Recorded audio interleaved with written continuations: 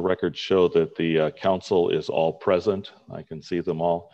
And for the public, we're doing a joint council and planning commission update on the transportation system plan. We're not making any decisions, but this is an information update. After that is done, which will be about half an hour or so, we'll go into the regular meeting, which will go minutes, and then we'll do visitor and public comment at that point. So we're going to start right now. I'm going to turn it over to Fred, and he's going to lead us in this portion of the presentation. So Mr. Evander, please continue. Perfect. Thank you very much. So, hey, Council, hey, Planning Commission. Nice to be with you folks tonight. It seems like just, I don't know, maybe a couple of weeks where we had Matt Bell, our consultant on the TSP, the Transportation System Plan, on with us to sort of discuss some of the bigger projects that we're thinking about, sort of give an overview of the plan, where we're at.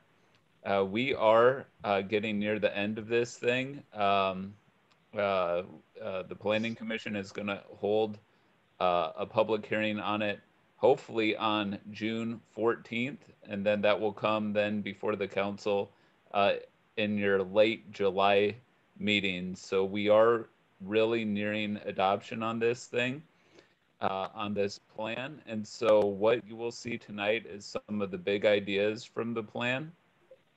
Some of the concepts in it. So what I would encourage you to do is, if you have questions about it, if you have thoughts about some of the projects that you see, if you have questions about any of the dollar amounts that you see, please ask them now, because sort of getting those out sooner rather than later is going to be helpful in just the whole adoption process.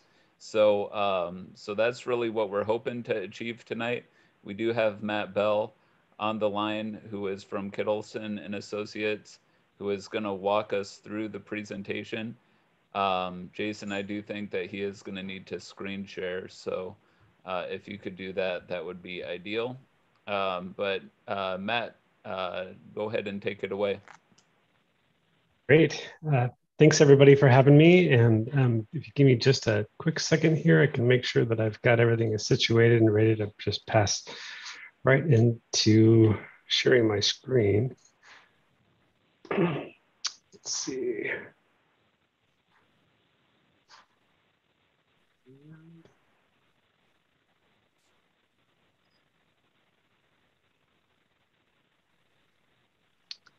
Can everybody see my screen okay? Mm-hmm. Great. Sorry, I didn't mean to start there at the end. All right.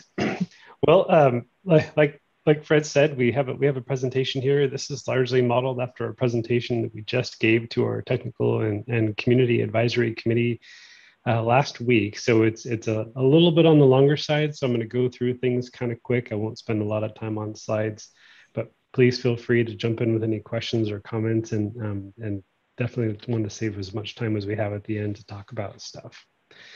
So I'll just skip through that. This is a schedule that we've been using to kind of keep track of the project. See, we kicked things off back in January. We're now in the March through May time period, working on the draft TSP update as well as the implementing ordinances. Moving into the June and July timeframe, we are still anticipating going into adoption. So this project, the Transportation System Plan, was guided by a series of technical memos. Most of you have seen several of these technical memos. Tech memos 1 through 6 got us to essentially the bulk of the content that gets filtered right into the TSP, and then the implementing ordinances is something that we do to make sure that the TSP just gets is consistent with other plans and policies and things. So we've also had several meetings and with both of our advisory committees, as well as with the general public through a series of open houses. Something that's not reflected on this particular slide is the YouTube live events that we held following our last 2 virtual open houses, both of which I felt like went really well, and we got a lot of positive feedback and just comments during the events themselves that we were able to incorporate into those particular plans. So we are right here at the Joint Planning Commission City Council Work Session number 2. We do only have 2 meetings left to go. So as far as the TSP update goes, it's we're going to just again talk about something we talked a little bit about perhaps during our last joint work session, which is just a handful of the real key elements of the draft TSP update. These are elements that were introduced to us whenever we actually initially kicked off this project. Some of these issues were things that we were identified right off the bat as being really important to the community, in particular the east-west, north-south connectivity, looking for opportunities to improve that throughout the city, improving key connections. And when we say key connections, largely what we're referring to there are some of the key intersections throughout the community. Next, we have enhancing bike and pedestrian infrastructure on major streets and establishing a low stress transportation network. That is essentially just making things more comfortable for people to walk and bike and to access transit. Next is improving access to transit and transit services. So one thing that we certainly haven't shared with you guys before is what we would consider to be the cost constrained plan. So in the overall planning process, we have what would be the preferred plan. That's all the projects that we've identified throughout the entire planning process to address all the gaps, deficiencies, needs, and things throughout the community over the life of the city. But the cost constrained plan is what we feel like are projects that we feel like really need to be done over the next 20-year time frame and can reasonably be done within the existing funding that's available, as well as other funding sources like grants and things like that. So at this point, the total is shown there. We have a large chunk of the roadway improvement projects is that southern east-west arterial that's shown down here on the map. A small handful of safety and transit related projects, a good number of bike and pedestrian projects. The bike projects, the reason why that total is as big as it is because a lot of those have to do with widening the roadways to provide the full width of the travel lanes and on-street bike lanes. So it's not just about painting symbols and things on the roads. Next, we have a good number of sidewalks that we want to try to fill in. And then I think something we talked about last time was the need to elevate the need for a parking study in the downtown area. So our cost constrained plan it has a total value of about 18.3 million. And again, this is what we would anticipate being fundable within that 20-year time frame. Matt, excuse me, can I ask you a quick question? Yeah. Did you say that the parking line there is a study? That's correct. Yep. Yeah, something that we set out to do as part of the TSP was to identify some potential opportunities to improve parking conditions in the downtown area, as well as in different pockets of the community. And I think that through the process, there was some. We shared some ideas and had some discussions about it. And I think in the end, what people felt more comfortable with was going through and doing a more comprehensive review of what the parking needs might be, and developing a more integrated strategy for the downtown. So that's why there's a study there. All right. So I mentioned before the preferred plans. We have the preferred and cost constrained plans. The preferred is the overall there, and the total bill being about $64.7 million. That's everything, every gap, deficiency, and need that we identified in the community, and includes a lot of the wish list items that we heard about, aspirational type projects that we heard about along the way. The cost constrained plan, as I showed previously, is largely just falls into this high priority category, and we have text that sort of supports this table and describes this a little bit better in the TSP itself. So jumping into some of those critical elements, again, trying to boost east-west and north-south connectivity. We have 3 ways that we were looking, or 4 ways that we're looking at doing that. One is making some changes to the city's functional classification plan, providing new major street collectors or connections. These are both on the collector and arterial level, adding in new local street connections, and then establishing freight and farm equipment routes. So I'll go through these kind of quick, but the maps sort of illustrate what we're essentially trying to do. And I'll just highlight for you, that for folks that may not already be aware, is today Gun Club Road is actually classified as the minor arterial, and 16th is classified as a collector, as well as Talmadge. Talmadge is a major collector within the county's classification, and I believe a local street up here to the north. So it's kind of a mixed match. But if you guys are, which I'm sure you are, well familiar with this network, the 16th and Talmadge combined provide some of the largest level of connectivity in this area, with the exceptions of 51 and 99 further to the west. So when we looked at the system, we felt like 16th and Talmadge, it made more sense to be a minor arterial. And after identifying that as minor arterial, of course, we heard from everybody about the fact that there's schools on these streets, that these streets are largely owned by other jurisdictions like Monmouth and Polk County, and that we need to be making sure that we're aware of all that and communicating about all that. So I think this is an area that we still feel like we need some guidance on, and are looking for direct feedback from. We were asking for this type of feedback during our advisory committee meetings, and of course tonight as well. Some of the other easier ones are just shown with as largely as they are today. I think that the biggest change is really between Gun Club and 16th, and then just sort of codifying what we already knew about Mount Fur down here, and then a lot of these other east-west streets, north-south streets down in the southwest concept area. So I have a question, please. Yeah. On F Street, that is where the bridge is by Inspiration Garden. Is that correct? Correct. And is it going to remain on F Street? The bridge? The bridge. The reason I'm asking is because it shows D Street, or G Street, excuse me, as the collector and heading to the west, but there is, as far as I know, no bridge planned over G Street. That's correct. So something that is identified in this plan is to make G Street this. There's always been this, G Street has always been a collector, and as far back as I know, and this connection over here to Madrona Street that was identified on the Southwest Concept Plan was also identified as a collector.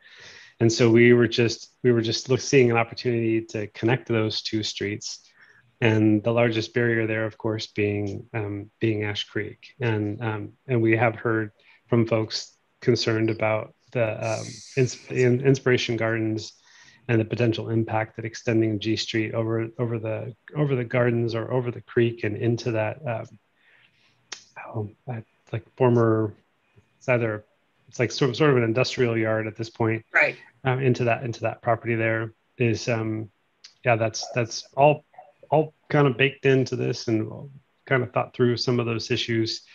But it's really just looking to provide that continuous east-west connection between 51 and 16, and also providing a continuous connection into Monmouth along a street that's identified as a collector in their TSP as well. Thank you. So maybe just spending another minute on this slide. Any strong feelings about 16th as a minor arterial as opposed to Gun Club Road as a collector, or vice versa? Well, if I can make another comment, I think it's a great idea because Gun Club, which I live off of, is getting extremely busy with all the new housing. And it would be nice to see that more major arterial going down 16th. Matt, can you just briefly define what a collector and arterial is? Yeah, so you'd think that would be a straightforward question. I think that when I think about the differences between those two streets, I think about a collector in a lot of ways. Collector arc, just like it sounds, is collecting traffic from neighborhood streets and filtering it onto the arterial streets. And so in that way, and then a collector versus an arterial is going to have less stringent access spacing standards, less stringent, and maybe you might see more private driveways. You might see like less traffic and shorter distance connections. And sometimes when you see like minor collectors versus major collectors and minor arterials versus major arterials, it's like as you work your way up the classifications from minor to major and collector to arterial, you see sort of the accesses spacing getting longer, the general connectivity getting longer, traffic volumes, travel speeds, those things kind of getting higher. And so when I see 16th again, 16th and Talmadge, you put it all together and it has that longer connection and fairly continuous connection throughout that. It feels more like a minor arterial to me today than Gun Club Road does. Even when you get up to Hoffman and you see the separate left and right turn lanes there and kind of the widening at the intersection as opposed to what's going on at Gun Club and Hoffman today.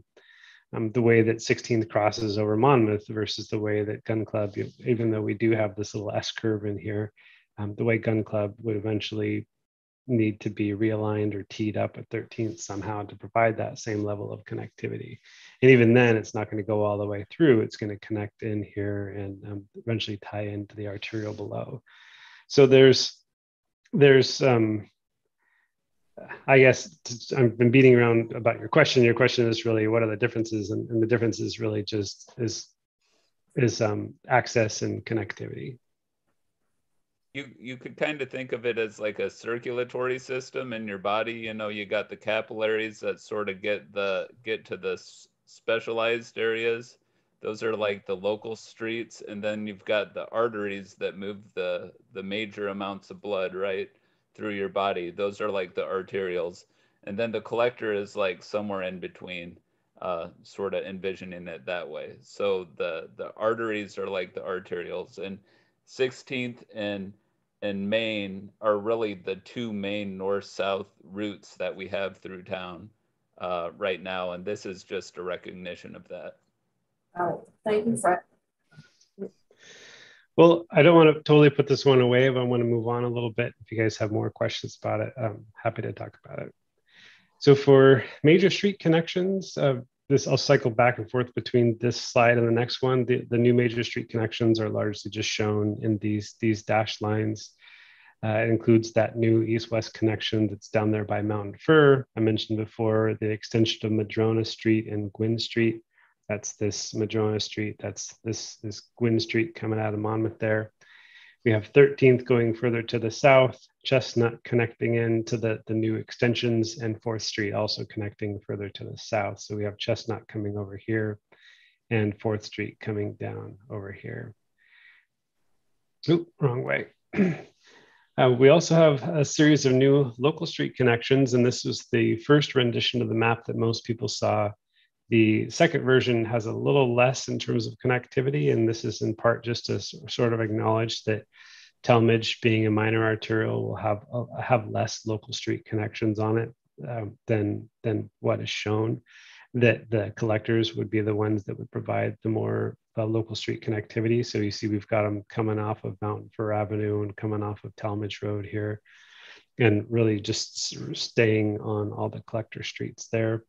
We also have a couple more further up to the north that aren't shown on this little map here, but those are, it certainly doesn't limit the opportunity for additional local street connections in the community. These are just ones that we wanted to make sure that we emphasize that are part of newer street connections.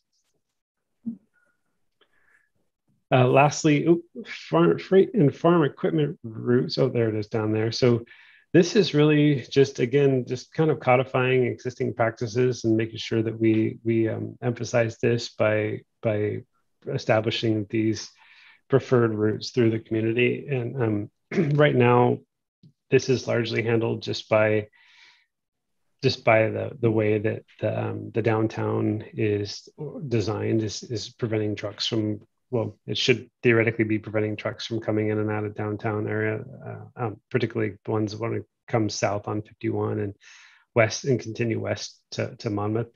So here we have trucks coming down 51 and hanging a left on Polk, and vice versa, coming off Polk and hanging a left on, and I said left, but I meant right, but taking a left back onto Main Street.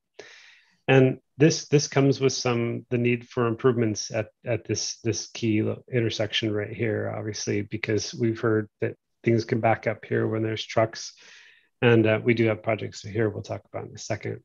We also want to try to de-emphasize Stryker as a route for some of these trucks, even though we recognize that there is some natural connections coming out of some of these industrial areas on the Stryker.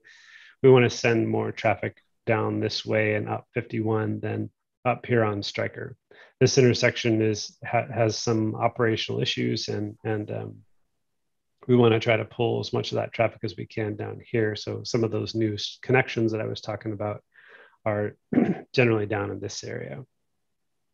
And how do you de-emphasize that the use of Stryker?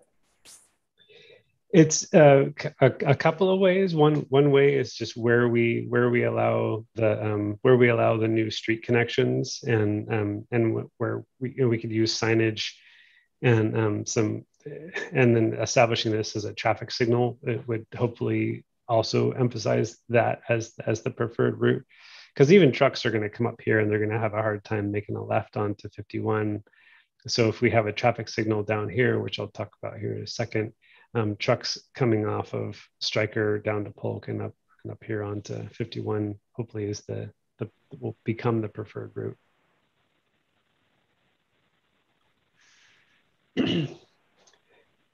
And so we really, these routes are on 51 Hoffman and Polk, down on 16th Talmadge, and then it's showing over here. It's kind of off the map at this point, but down off of Corvallis Road, and then the new mountain for east-west arterial to the south. All right. I mentioned some of these new connections, and I know I got to pick up the pace here, so I apologize. I'll step on the gas here. Some of the key connections, we talked a lot about Main and Monmouth Street and the need for both a near term and a kind of a longer term solution. In the near term, we really just want to focus on improving the larger street connections in the area. And in the longer term, we may still need to provide some additional improvements, such as left and right turn lanes and a traffic signal. We did bump this out to outside of the financially constrained plan, based on some of our previous conversations, and also based on wanting to roll the Southern Arterial in there. So when the Southern Arterial comes in, within that 20-year time frame, a lot of the issues that we see at this intersection, as well as at other intersections on Monmouth Street, are significantly reduced, just because the amount of volume we do expect down in that to utilize that corridor. So we've got some other intersections. I mentioned Main and Polk. Main and Polk. Right now we have this identified as a signal with a left turn lane. Based on feedback from ODOT, we can't be that specific. So it's going to be the actual project that'll show up in the TSP is going to be some sort of a traffic control device, either a signal or a roundabout, even though we sort of wrote off a roundabout a while back based on the right-of-way impacts and other impacts in this area. Next, we have Main Street and River Road. I still think it's River Road. This intersection is as you guys are all well aware, has a handful of operational issues in and of itself. We also took a near-term, long-term approach with this. One of the important fixes out here is some sort of a left or right turn lane on the bridge. The challenge there is that the bridge is still in pretty good shape, and it's going to be a ways before they're going to want to make any significant modifications there. So we actually get to inadequate operations by showing a southbound left turn, or by providing a the southbound left turn pocket and converting it to an all-way stop control. That buys us enough capacity to make it through the 20-year time frame without any significant issues out there. This configuration, I think somebody asked during our last advisory committee meetings what this looks like in terms of volumes and queues and things. And it does actually improve queues on the bridge and it doesn't make them significantly longer in the other direction. So this is still moving forward as the project there. Last one here is 4th Street, 7th Street. Both these intersections were shown to have some operational issues over that 20-year time frame.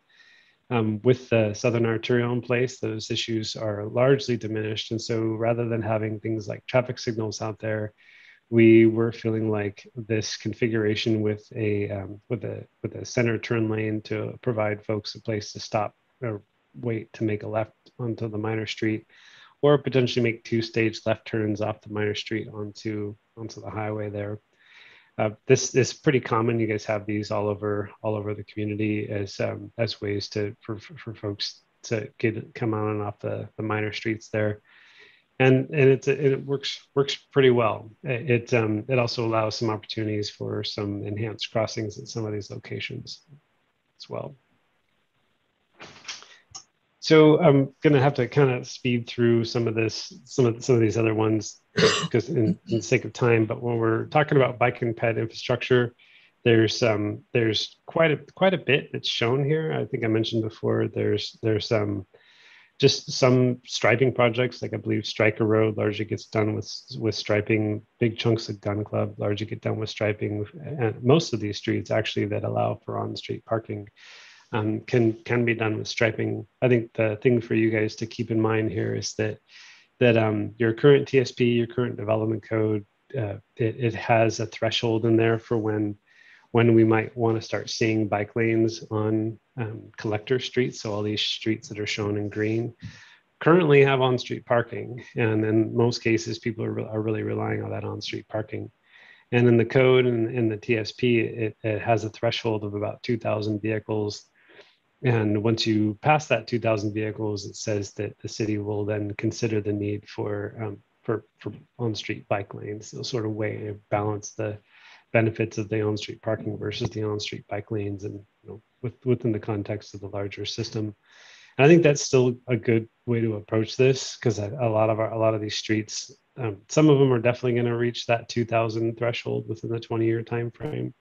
Other ones, not so much. Like we don't really see Marigold, Picture, Williams, G Street to some extent, depending on the level of connectivity. We don't really expect to see those reaching that 2,000 vehicle threshold. But other streets like Stryker and Gun Club and 7th and 4th, there's a good chance you'll see it on those. Let's see, for pedestrian facilities, this is really just filling in gaps in the network. We have actually a pretty consistent and robust pedestrian network. All these little gray dots are the existing crossings, all the gray lines are the existing sidewalks. You may not always have the width that you want, or the condition that you want, or the ADA facilities that you want. Those can be established over time. And what we heard from most folks is that just filling in these really critical gaps around the community is a higher priority. So that's what we emphasized in the plan. We've got a handful of crossings, a handful of new sidewalks, and then the purple lines in there are all the shared paths and trails that are also part of the plan. Quite a bit on transit. This is largely done by Chariots, and you guys I'm sure you're all familiar with their service. There's some additional service that's coming in, some service enhancements. Largely what you see in the TSP though is our stop enhancements and different ways of addressing bicycle and pedestrian connections to these transit stops and the various amenities that are available at the transit stops to make them comfortable for folks that are utilizing transit. Other elements that are in the TSP that are pretty important to make note of is we have the goals and objectives that we use to guide the process. We did include standard cross sections, something that wasn't in the previous TSP, but allows for some flexibility of the implementation of the design standards out there. We have a handful of traffic safety projects and policies. We also, per the Oregon Transportation Planning Rule, we address the air, rail, water, and pipeline, even though they're not, well, the water and pipeline aren't large parts of the community. Air and rail are both important parts of this community. Managing the transportation system. This is just different ways of making the system a little more efficient. Also introducing some more technological elements into the plan, and then funding. So I'm gonna just 2 more slides, and then I'll pause here. Is the next thing is the comp plan amendments. This is Angelo planning. I don't think Matt Hasties joined us. He was gonna make a last minute appearance here, but I'll just jump into it. So the comprehensive plan, this is what we like to see for comprehensive plans is really just to replace currently the comprehensive plan has a list of policies. Those policies will live in the TSP as sort of overarching policies. We could likely still have independent our policies in our individual modal sections as well. But the comprehensive plan would be amended just to refer back to the TSP. And then part of this is also just ensuring existing relevant comp plan policies are addressed in the TSP. So we take everything out of that comp plan and make sure it's reflected in the TSP. The development code does have the handful of changes, and Fred, I might fumble my way through this. So if you have a better handle on some of these, I'd appreciate it. But the ones that I think are probably most important here to highlight is the 3, or at least the ones that I recognize the most, is strengthening pedestrian connectivity standards. These are connections to the adjacent transportation system within private development projects of a certain size, a certain type, making sure that those developments have those connections. Updating references to access management and street design standards. Currently, they live in a variety of places: the TSP, the development code, and Public Works Design Standards. Thank you, Fred. And just making sure that these 3 documents are all communicating with each other. They're all either saying the same thing, or they're all saying their own individual things, and there isn't any conflicts between those things. A couple of these other ones that may or may not make the final cut is frontage fencing and walls on collectors and arterials. So Fred has talked to us about some of the newer developments in areas around the community where the fencing and sound walls and things are built right up to the back side of the sidewalks, that makes some of these roadways feel really uncomfortable for pedestrians and bicyclists. And so we want to just try to set this up to prevent that kind of stuff from happening in Independence. And so establishing some setbacks for fences, some height for fences, and some fence types and things may actually already be covered pretty well. But just looking at different ways of addressing that to make sure that, again, the collectors and their arterials stay comfortable. Targeted off-street parking requirements. I think this was something that was largely the parking code was pretty good. I think they just had a couple of real minor tweaks in there. And then finally, exemptions for parking or residential conversions. Again, just a real minor tweak in your parking code. I think that's it. So what we asked for from the advisory committees, we'll ask the same from you guys, is one of the things I think it can be easiest for most folks to take a look at is the financially constrained project list, and just to see what's on it. What we're proposing is real critical over that 20-year time frame. Look to see if there's something there that doesn't, you don't feel like should be there, something that's not there that you think should be there. Maybe take a look at the modal sections and make sure that there aren't anything else that should be carried forward. Just want to make sure that we have that financially constrained plan dialed in by the time we get to adoption. Next, just general agreement on the projects and the policies listed in the individual chapters. Something that we also asked a lot of folks about is just their vision for Main and Monmouth, and as well as other streets in the community. I think we talked a little bit about how we're planning to reconfigure Monmouth Street in particular. west of Ash Creek, east of Ash Creek, it's going to look and feel very different as you're traveling down Monmouth Street, but we want to make sure it's comfortable for folks and it reflects the vision of the community. And then lastly, just any general questions, comments, or concerns. I think, yeah, that is it. I think what we were asking for, and we could probably be a little more generous with this time frame, but we're asking for comments by the 28th in order to get materials out to you guys by, I think we want to get you the revised drafts. And Fred, correct me if I'm wrong on some of these dates, but if the Planning Commission hearing is on the 14th, we need to have everything to Fred by the 7th. And so working backwards from that, unless you have significant changes, you can give us stuff right up until about the 6th. So that's it for my presentation. So am I correct in understanding that we basically have a week to get something to you? Is that correct?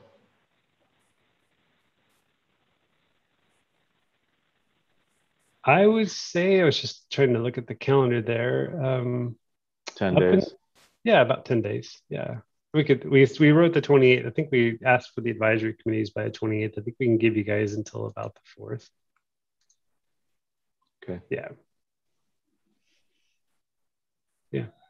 Again, unless you have any real bombshells for us, then please, the sooner than later would be great. And Fred, these comments go to you. Yeah, that would work. That would work just great, and I can get them forwarded to them.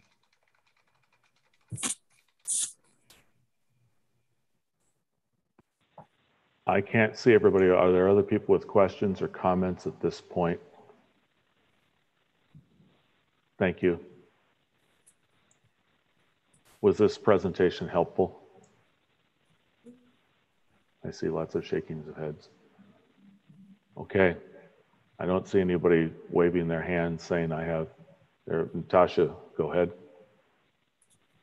Yeah, I don't know if I'm supposed to send in questions, but I guess I had two things. One is when they mentioned about a lot of the roads going by schools, that's a concern that I share, is taking more traffic by our schools.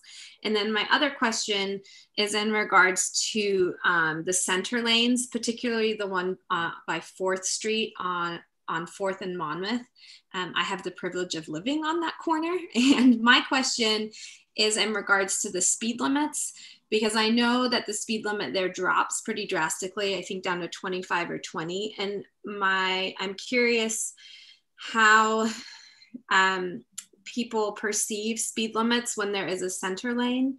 My gut tells me that center lanes tend to be on faster roads, and I worry that folks maybe won't slow down and you're hitting downtown at that point where there are a lot of pedestrians in a school. So I would just be curious to know what the perceptions of a center lane is in regards to speed for drivers. Yeah, that's a great question and a great point. And just to touch on that for a moment, I'd say that the way that the roadway is configured right now with the two side-by-side travel lanes and on-street parking, at least my experience has been with very limited use of that on-street parking, you essentially end up with two 20-ish foot, more like 18 to 20 foot travel lanes in each direction. And I would suspect, and I can't say this for sure, that without anybody parking on street, that it could feel like you have this nice big wide travel lane to go in. With the center turn lane, with the absence of an on-street bike lane, it's actually kind of a unique configuration, because most of the time on highways, we're going to have on-street bike lanes, travel lanes, and in some cases, center turn lanes. In this case, we wanted to try to preserve the curb to curb width of Monmouth Street, particularly in this area east of Ash Creek. And so needing to provide the additional capacity out there, needing to provide the opportunity for people to slow down and be able to make the turns on and off the streets there, the center turn lane felt like the way to go. I think it will, it'll narrow the path for the travel lanes. And if you do some, maybe some shoulder line striping, some the crosswalk striping and other things out there. The idea of narrowing the travel lane is one that has a tendency to significantly, maybe not significantly, but it does reduce traffic speeds or travel speeds. And I would hope that with that sort of further defining the space, eliminating the on-street parking and replacing it with that turn lane would pull that down. That would be my hope. Great, thanks. So just one more thing that I'll add is because I've sort of been hesitant to the whole idea of a center turn, a two-way left turn lane on Monmouth Street, a lot of this project. And part of the reason for that is because I do think it makes that more of, I mean, it makes it less of a community street and more of, I'm sorry. It makes it more of a, I'm sitting next to a dog and the dog just turned off the camera. So,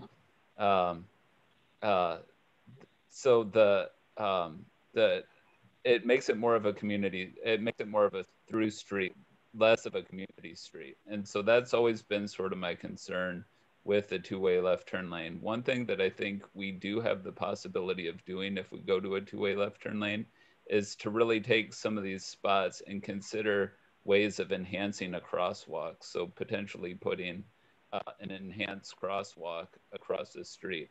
And one thing that this plan calls for is like a shared, more of like a bike boulevard sort of treatment on something like Fifth, which isn't ever going to get a whole lot of traffic. And so if we considered an enhanced crosswalk at something like Fifth, potentially it could really enhance the pedestrian space along the roadway, and it could help sort of narrow down the road so it doesn't feel as wide as it is. So that's one thing that sort of sold me on the idea that a two-way left turn lane could work, especially if we consider some designs to actually ensure that it's maintaining some of the things that we value. Councilor Morton. Thank you. A couple of things I just wanted to make note of. First of all, I firmly believe that parking study is very important because we have some parking and off-street parking issues on tonight's council agenda. And also there is a constant hum downtown of not enough places to park. And that's something that we should not neglect getting done right away. And secondly, I learned Monday morning that the trolley that has been considered locally has been nearly completely funded by some of the money coming through our state representatives and senators. And that would contribute materially to the transit system. That's it for now. Thank you, Councilor. Other comments or questions? Councilor Kaur. I just want to highlight Mayor David Klein made a comment in the comment field. He'd like to make a public comment if that's appropriate at this time. I'm sorry, I'm just. Mayor, I think we would wait till that public comments, which was later on in the agenda. Yeah, that's what I was just pulling up what the chat was. I didn't have chat open. So David, we're going to let you speak during public comment time. Other comments and or questions? Okay, we have 10 days to get additional comments and thoughts in related to this. And then we kind of keep grinding forward. This is one of those things that's going to take a while to do. This is a 20-year plan. So you have to put our vision caps on and then try to look forward and try to plan for the future. Sound okay?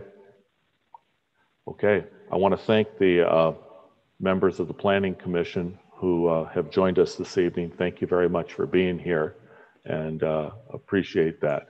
We're going to move on to the rest of the agenda.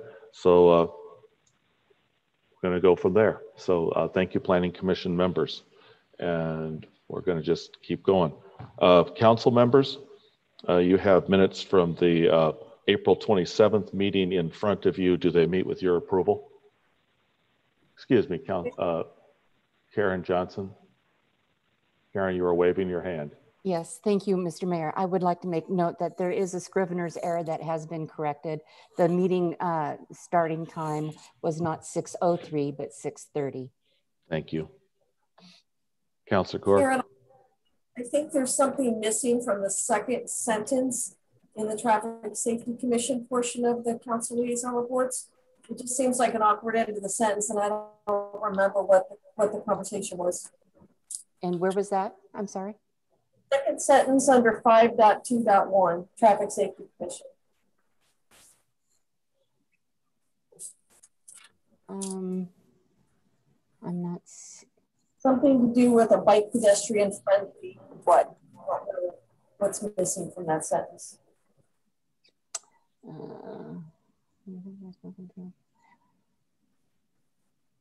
Oh, with bike pedestrian friendly by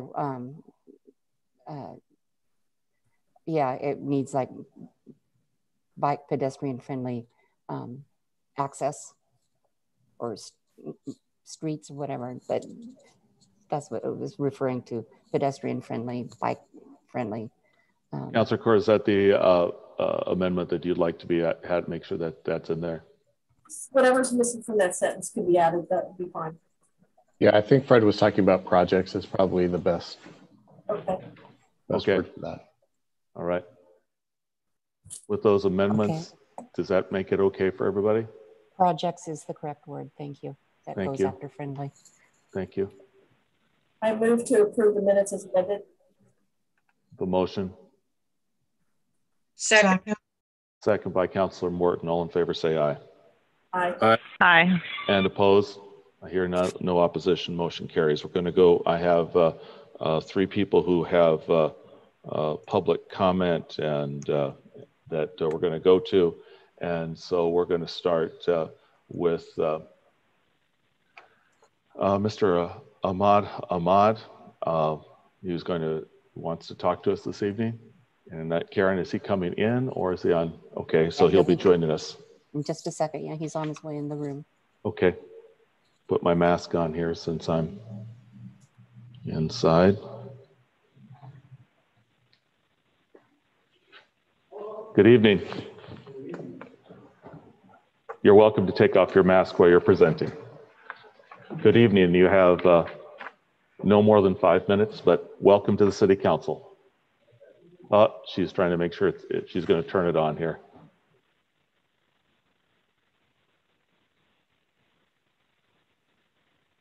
There you go. Please step forward. Good evening and welcome. Remember me? Yes, I know, I do, yes. Okay, so I'm here to re-talk again about the train noise complaint that was happening last summer. For 2 reasons. It just got worse. And back in the day, I don't think this area was a senior area. There was not a lot of I can't hear him. Hold on for a second, please. You can maybe step closer here. Say something so we can see if your sound comes through. Okay, we're still adjusting here. You're doing okay. We're just trying to make sure the technology works.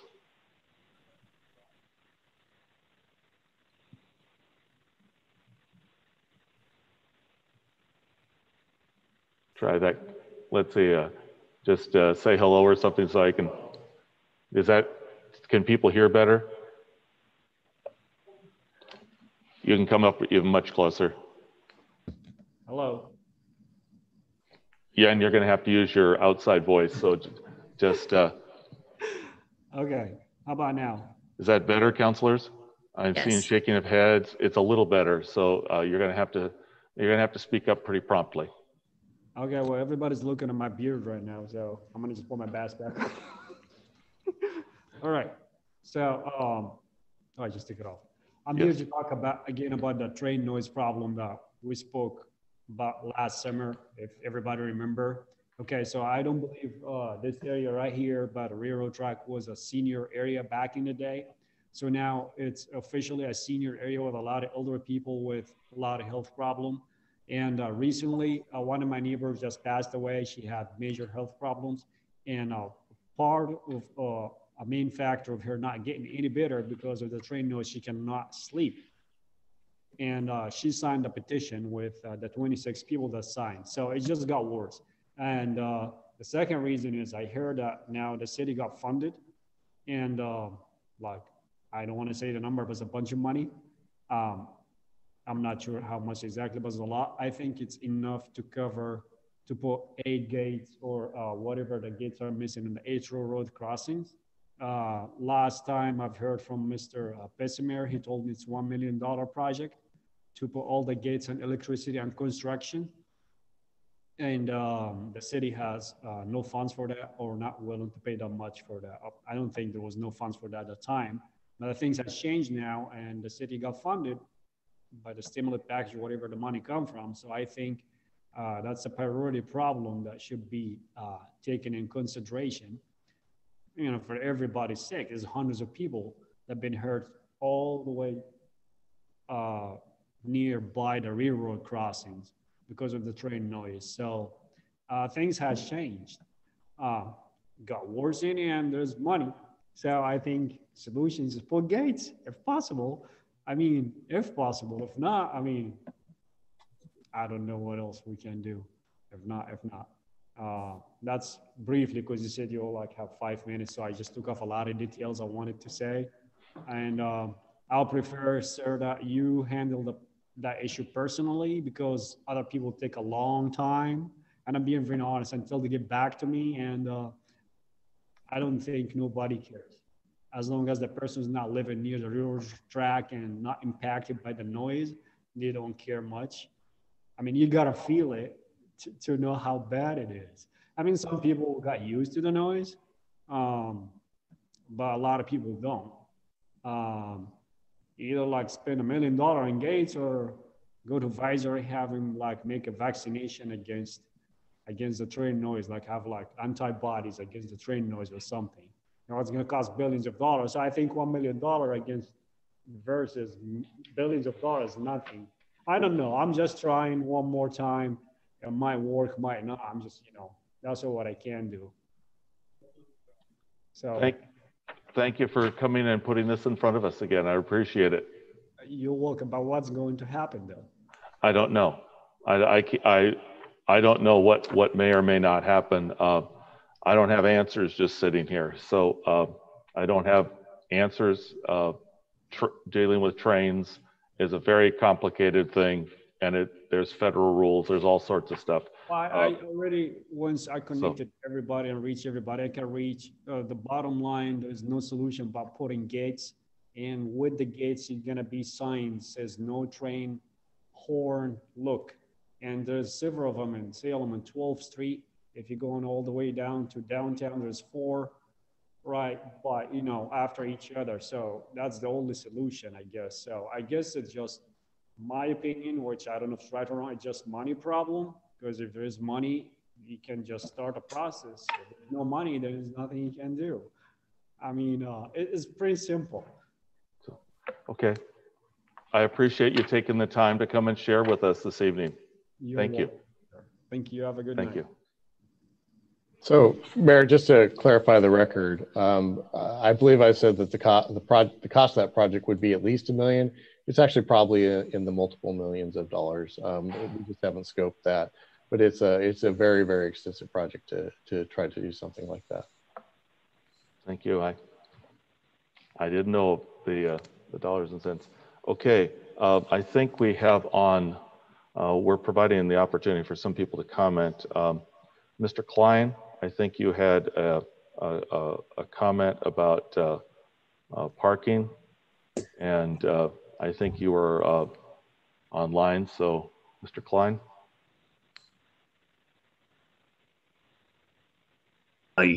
Now you can hear me. Thank you. Thank you. So I don't know whether this is a time to speak to the to the parking item on your agenda, whether you take public comment now or later on that one. So now would be just as good as anything else.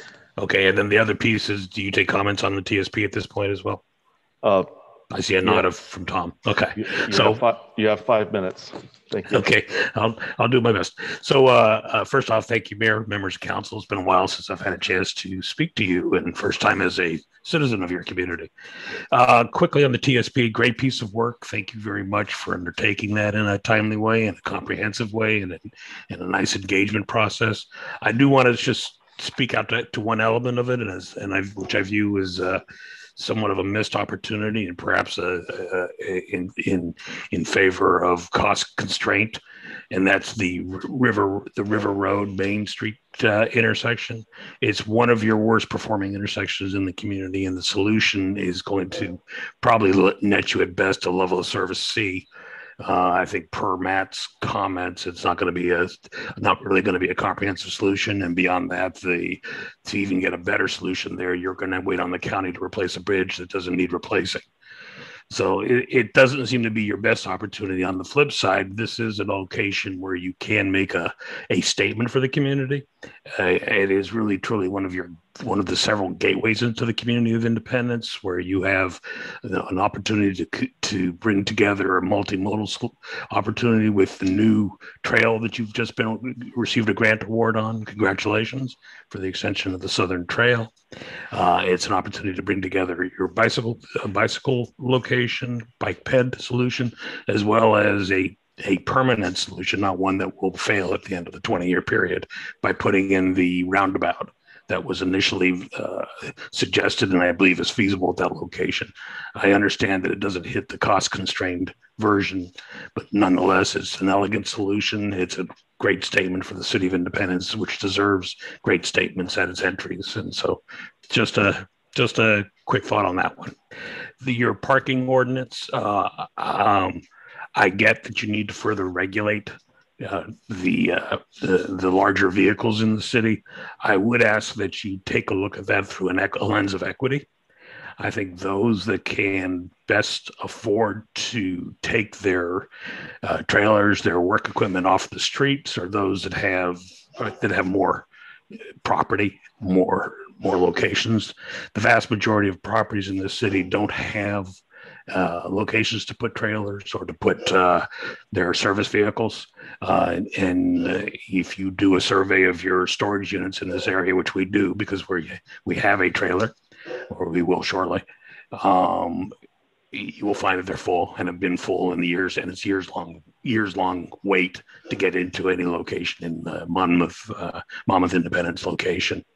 So what you're going to do is, if in essence, those that have the larger properties perhaps have hangars, will be able to solve that problem for themselves rather easily. Those that are a little less fiscally able, a little less more at risk. I do want to tell one little story, because I know that at least one of the concerns are being raised in my neighborhood with one of the landscape folks that are over here. At least the one across the street from me, Meza Landscaping, does a great job of consolidating his equipment, and beyond that, does a great job when nobody knows of going and helping all his neighbors. He stops in on some of the people over in this neighborhood that have, zero ability to take care of their properties, and he just goes over there and voluntarily does that. So they give quite a bit back in this neighborhood, and by and large, I think I think most people would find that our community is, our neighborhood is pretty supporting of the folks that are in our community. You'll find maybe there'll be a few that complain, but those are my comments. Thank you very much. And also, I will be available during your appointment of the Parks and Rec Committee if you have any questions of me during that time. Thank you, Mr. Klein. Appreciate it. Glad to have you with us today. Thank you. Okay. Let's, our next public comment, Natasha Adams. Hi, good evening, everybody. I get to wear multiple hats today, so thanks for bearing with me.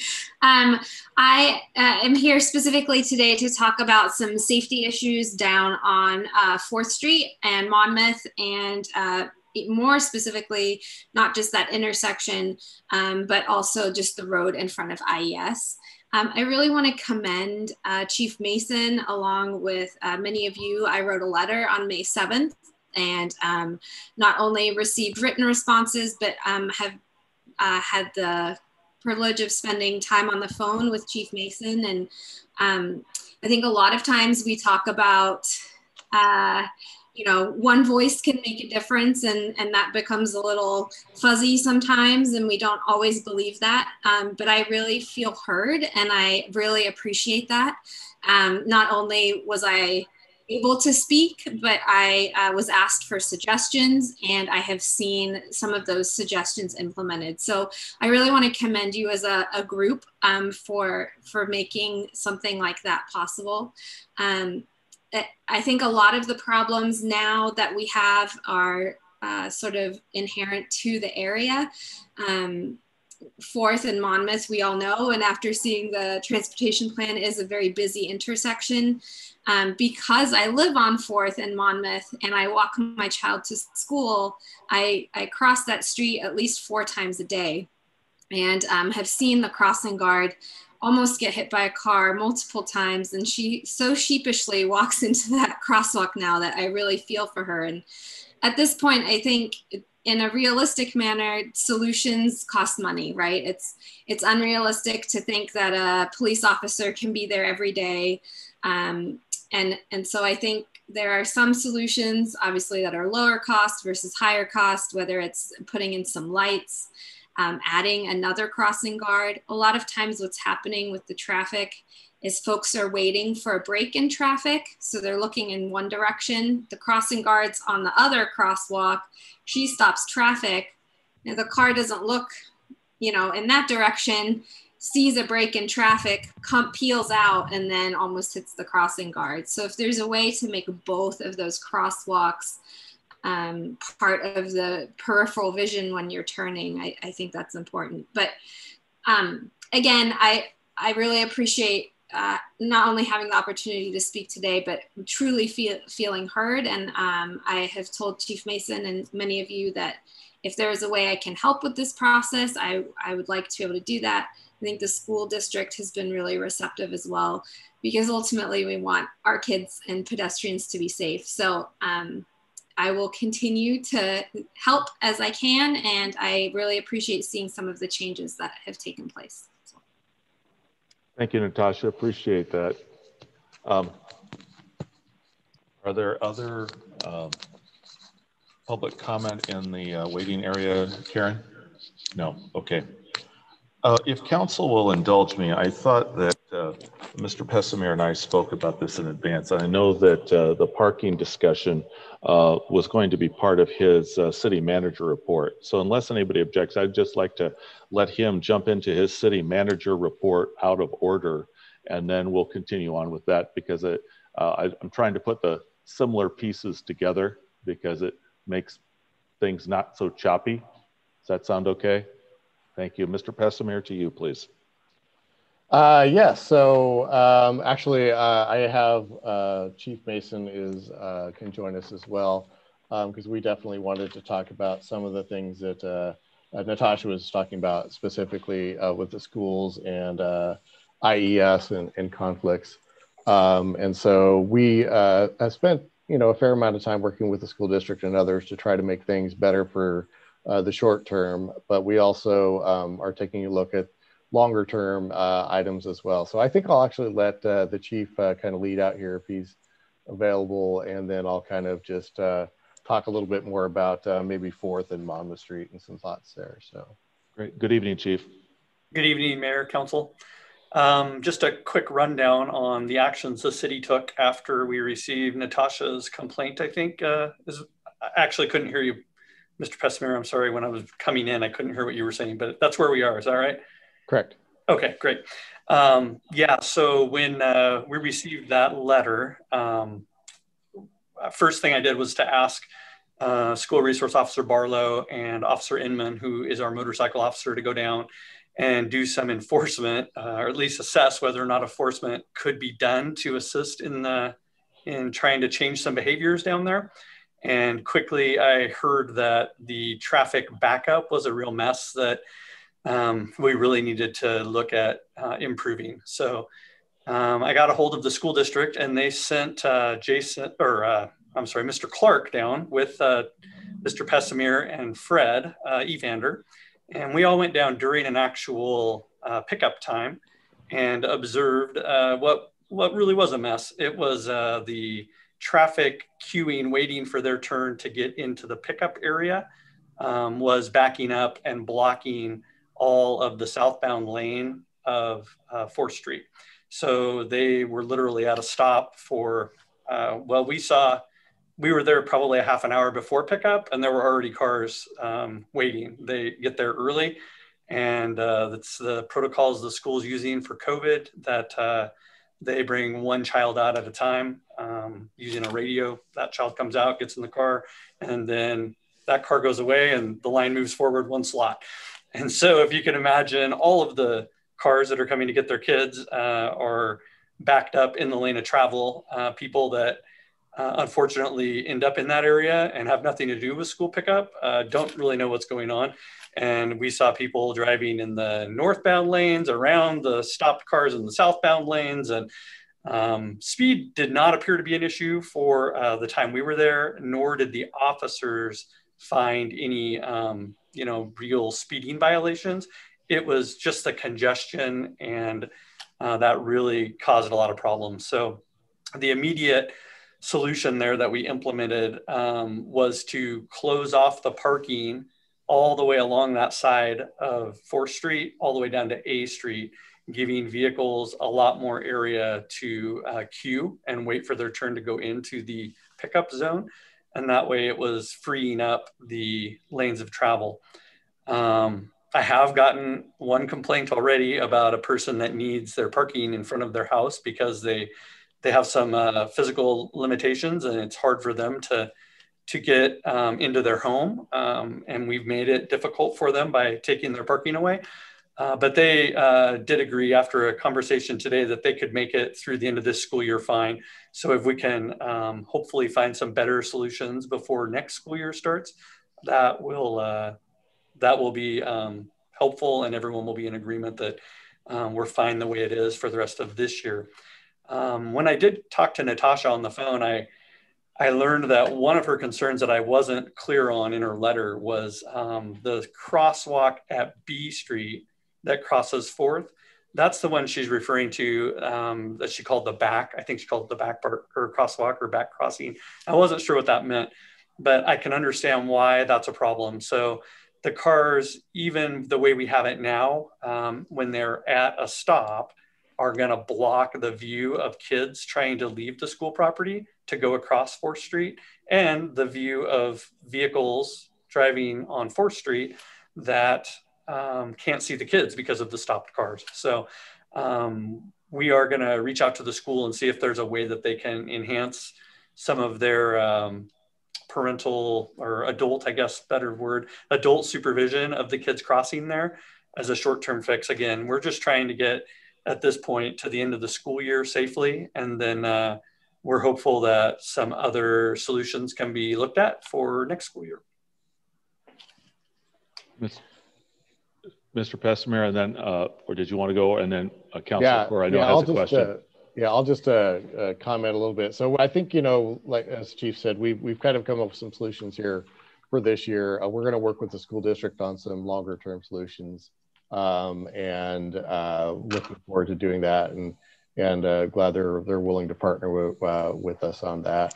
I did want to talk a little bit about 4th and Monmouth as well. I had a chance to talk to Valerie, who's the crossing guard there for quite a while the other day, and certainly heard her concerns and kind of looked at the situation. I think that's probably one where we're fortunate coming off the TSB. We have some professional consultants where we could do something really quick. We also have the PSU students who are coming in, but I think that's going to be a project, at least from my perspective, that's going to need some attention and some better signage. And maybe some enhanced crossing devices there. We're going to have to work with ODOT because that is a state highway. And so, but ODOT cares about kids too. So I think over the summer, we're going to definitely try to take a look at some thoughts and ideas of how to make that more visible to not only people coming down Mama Street, but hopefully people who are also making the turn that Natasha mentioned, because that definitely is an issue as people are looking for oncoming traffic and trying to make a gap. And may not have just checked back in the other direction. So I think there's definitely more that we can do there, and I think there's definitely more we should do there. So that's something that we'll be working on here over the summer months as well. Councilor Corey, we had a question. Yeah, I used to live on 4th and A, so I know that area very, very well. And at 2:45 in the afternoon, you cannot move down that street. And that was pre-COVID. And I know, Chief, I'm not telling you anything you don't already know, but part of the problem there is everybody drives an SUV and elementary school kids are short. That's something we're never going to be able to fix. What used to bother me a lot was the folks coming to pick up kids would park in driveways. They parked in yellow striped areas. They double parked. I mean, there were all kinds of issues in that area. And it's a very small, very tight area too. So it's difficult to maneuver around there. I used to have to go down Ash to get out of there because I couldn't go down 4th Street. So, but the biggest issue for me was elementary school kids are short. You can't see them over a car. And I don't know how to solve that problem, but it's horribly dangerous. We really got to do something.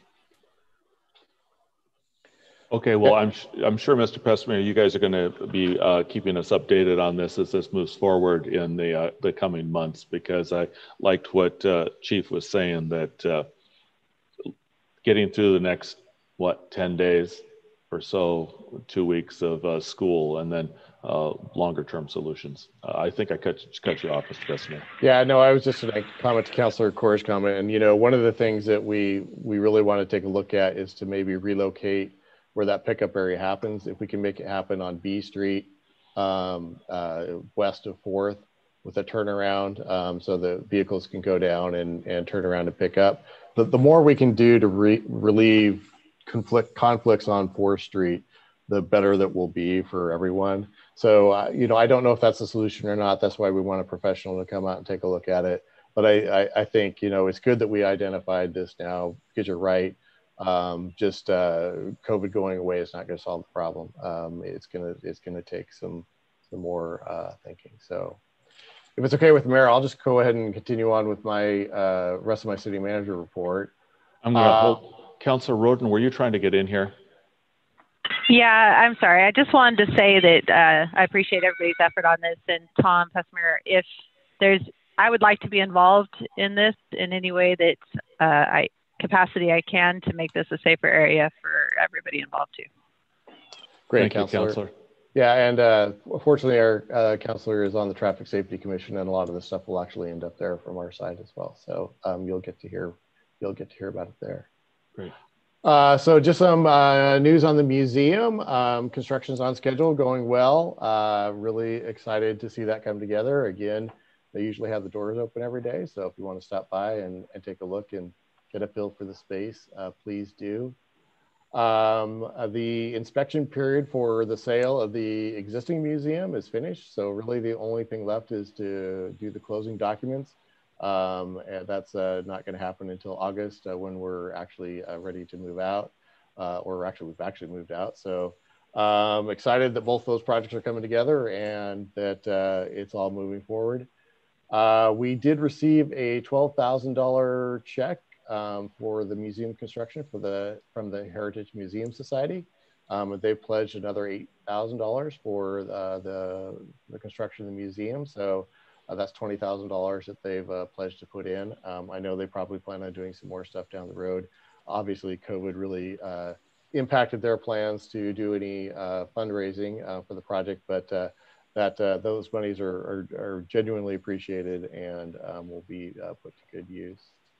And then finally, some sad news. I have to announce that our museum manager has taken another job and will be leaving in early June.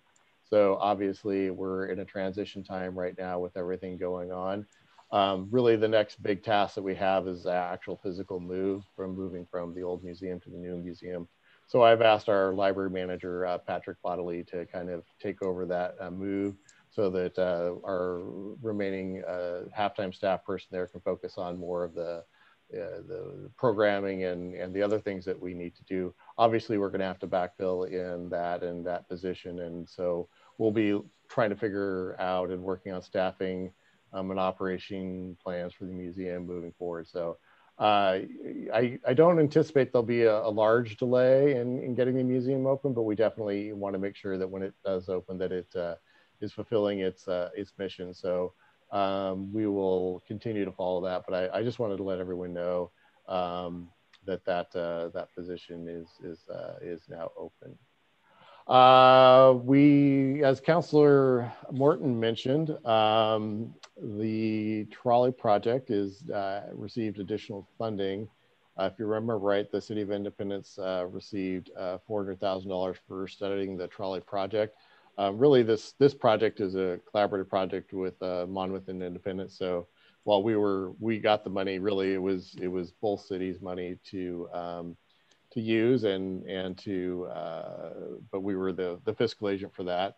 But the recent announcements that you probably saw in the paper say that there's going to be an additional $3 million coming for that project and equipment, and probably to get operations started. So that actually, according to the first study that we did, will be probably sufficient monies to really get that project off to a great start. So we're excited. That money is actually going to go to Monmouth to be the fiscal agent for that. That will be, again, for the benefit of both cities, but somebody actually has to kind of take the lead on that. So that is going to be moving forward. So exciting news that will definitely help with transit, and we're excited to figure out where to go next. We still have quite a bit of that original money for the study to figure out an operations plan. So that's probably the next step that we will be doing, is we'll be kind of managing to figure out how this can operate in the long term. It's great to have capital money to get it started, but we also need to make sure that it has a plan to be able to fund itself in the long term. So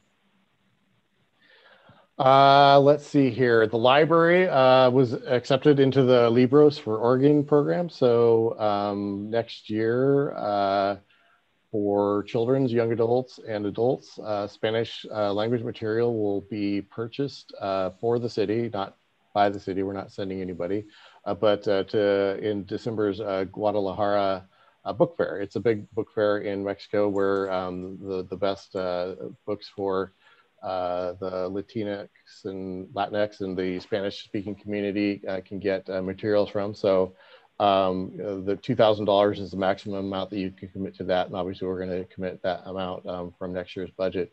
So looking forward to enhance those collections. That's a small step, but an important one as we continue to move that program forward and make sure that we have material for all of our residents. And then finally, just wanted to let you know about some historic preservation grants that are coming up. The city got $12,000 in grants for certified local governments.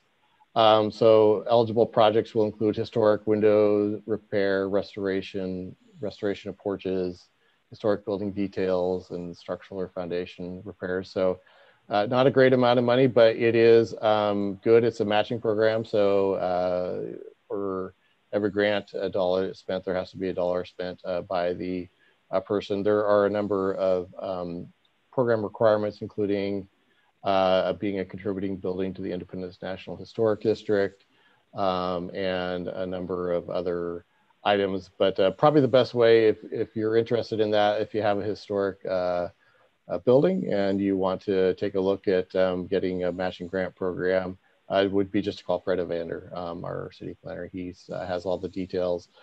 He has it up on the website too, with the application and things, so he can point you in the right direction. But definitely wanted to let people know about that. So that was actually all that I had, Mayor. Great. Are there questions for the city manager at this point? Okay, I don't see anybody flagging. Yes, please. Sorry. Go ahead, Marilyn. I couldn't get unmuted quickly enough. Is there a particular reason why our museum director is leaving beyond more money somewhere else? She took another job, and I really, don't want to get into details, but Okay. certainly she needed a job that she said where she could work remotely, and with all the interaction that's going to be required of this job in the community, that was something that she just wasn't ready to. Okay, I was just concerned because if there's something we could or should be doing differently, in her opinion, those would be valuable things to know. Yes, and Amanda, as usual, has an exit interview scheduled with her next week, or actually maybe later this week. So we'll definitely ask that question, but I think it was for personal reasons. Okay, thank you. Thank you. Yes, Councillor Joe. Mr. Pestamere, this question was about the trolley. Yeah. And I was wondering, because I had read previously months ago about the trolley. So for $3 million, is that going to be a railed trolley? Or no. Okay, so just like a bus-like trolley? Yes. Okay. That's currently the vision, is to have, I don't know if you've seen them like on the coast, they have the trolley looking buses that, and I think the goal is to maybe to hopefully get a electric vehicle, so battery operated, not overhead rails. But yes, it definitely will be a conventional type of a bus type vehicles, and maybe supported by some other type vehicles as well. So. Okay, thank you. Great. I'm going to keep us moving. I'm going back to where we were under mayor. Just calling to your attention that I did declare Historic Preservation Month here in Independence.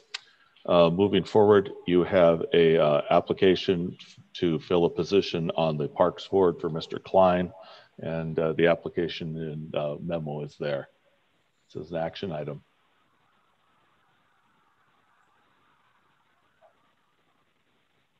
If someone would make a motion, that'd be helpful. Okay, I move to, I'll move to appoint David Klein to the Parks and Recreation Board, position 4. I have a motion and second by Martin Willis. Discussion. All in favor signify by saying aye. Aye. Aye. And opposed.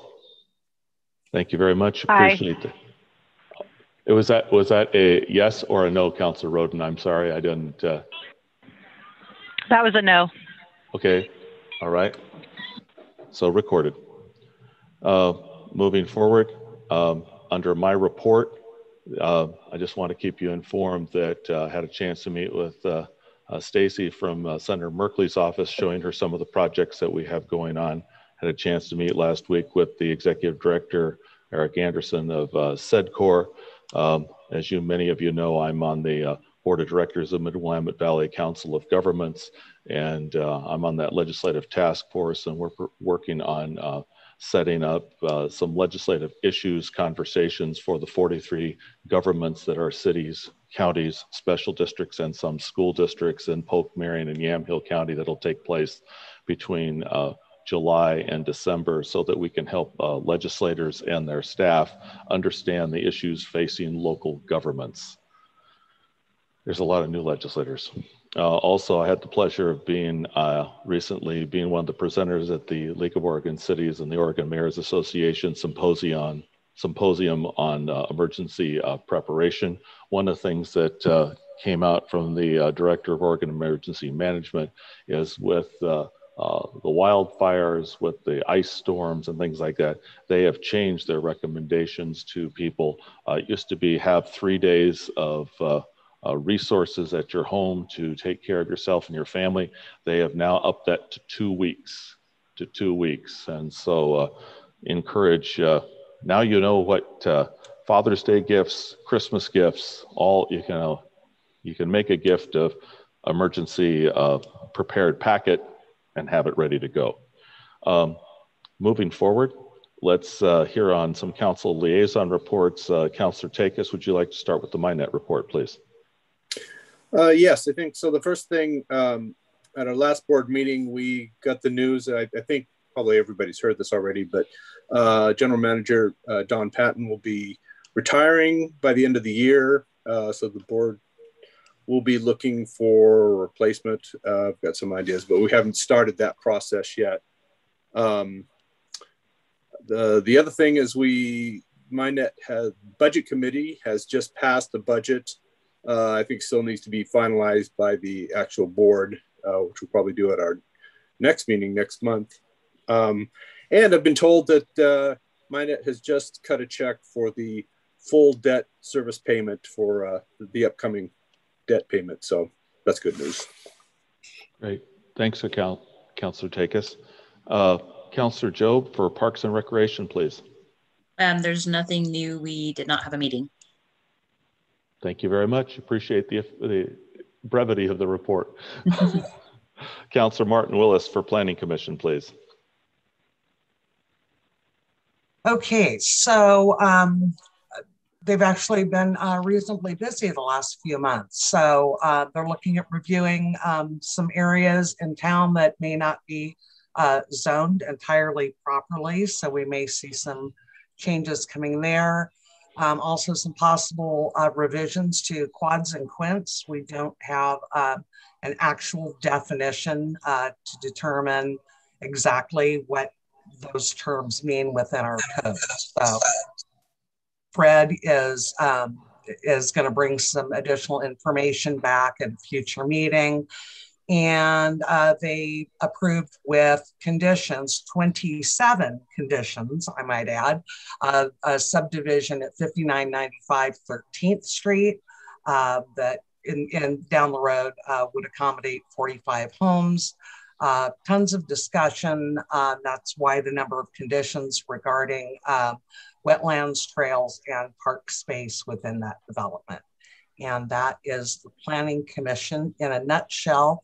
Mr. Mayor, I'm going to ask a favor of you, and that is simply that could we maybe read the Historic Preservation Proclamation, please? Karen did a really nice job with that. So. Okay, hold on. Let me pull it up here. Hold on, I'm getting there. While she's looking at that, is there a one of those limits on the new subdivision that you're talking about? Is there a lot size suggestion on that? Kathy, you're muted.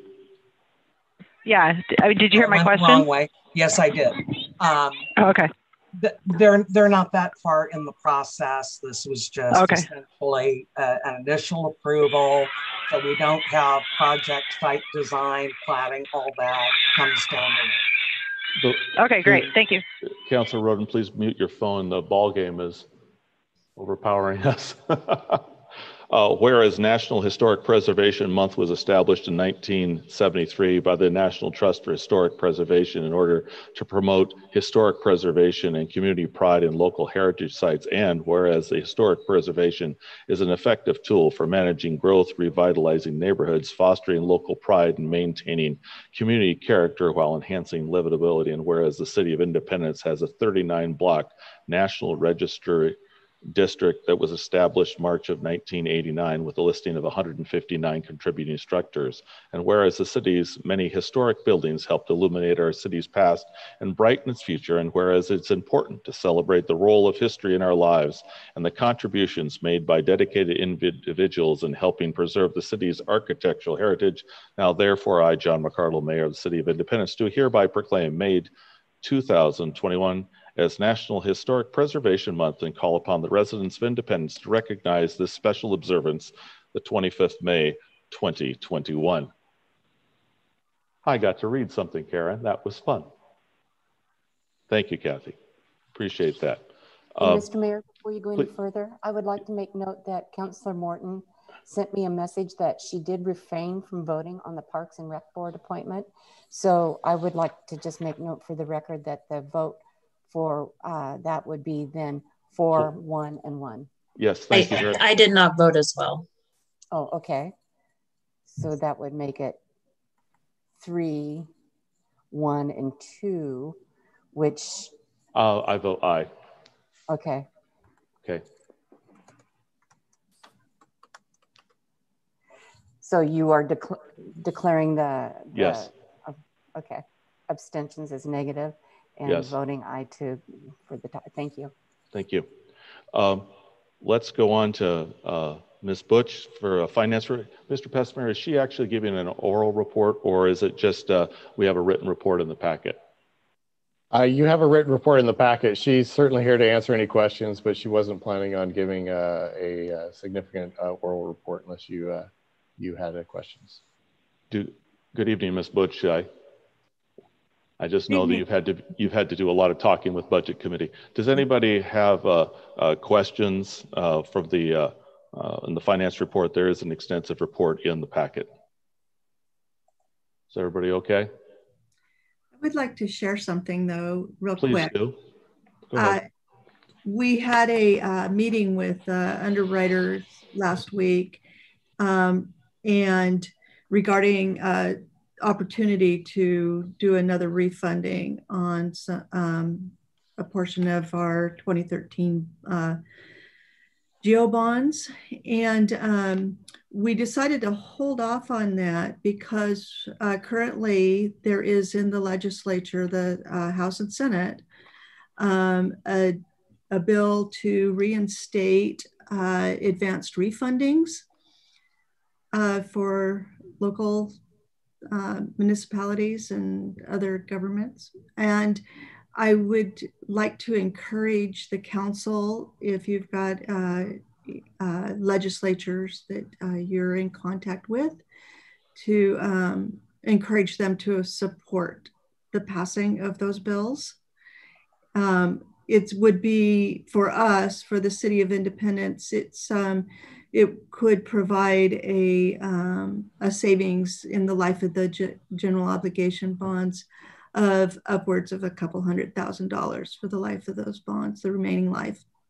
So advanced refunding is a real wonderful tool for saving money in our debt. So I just wanted to share that.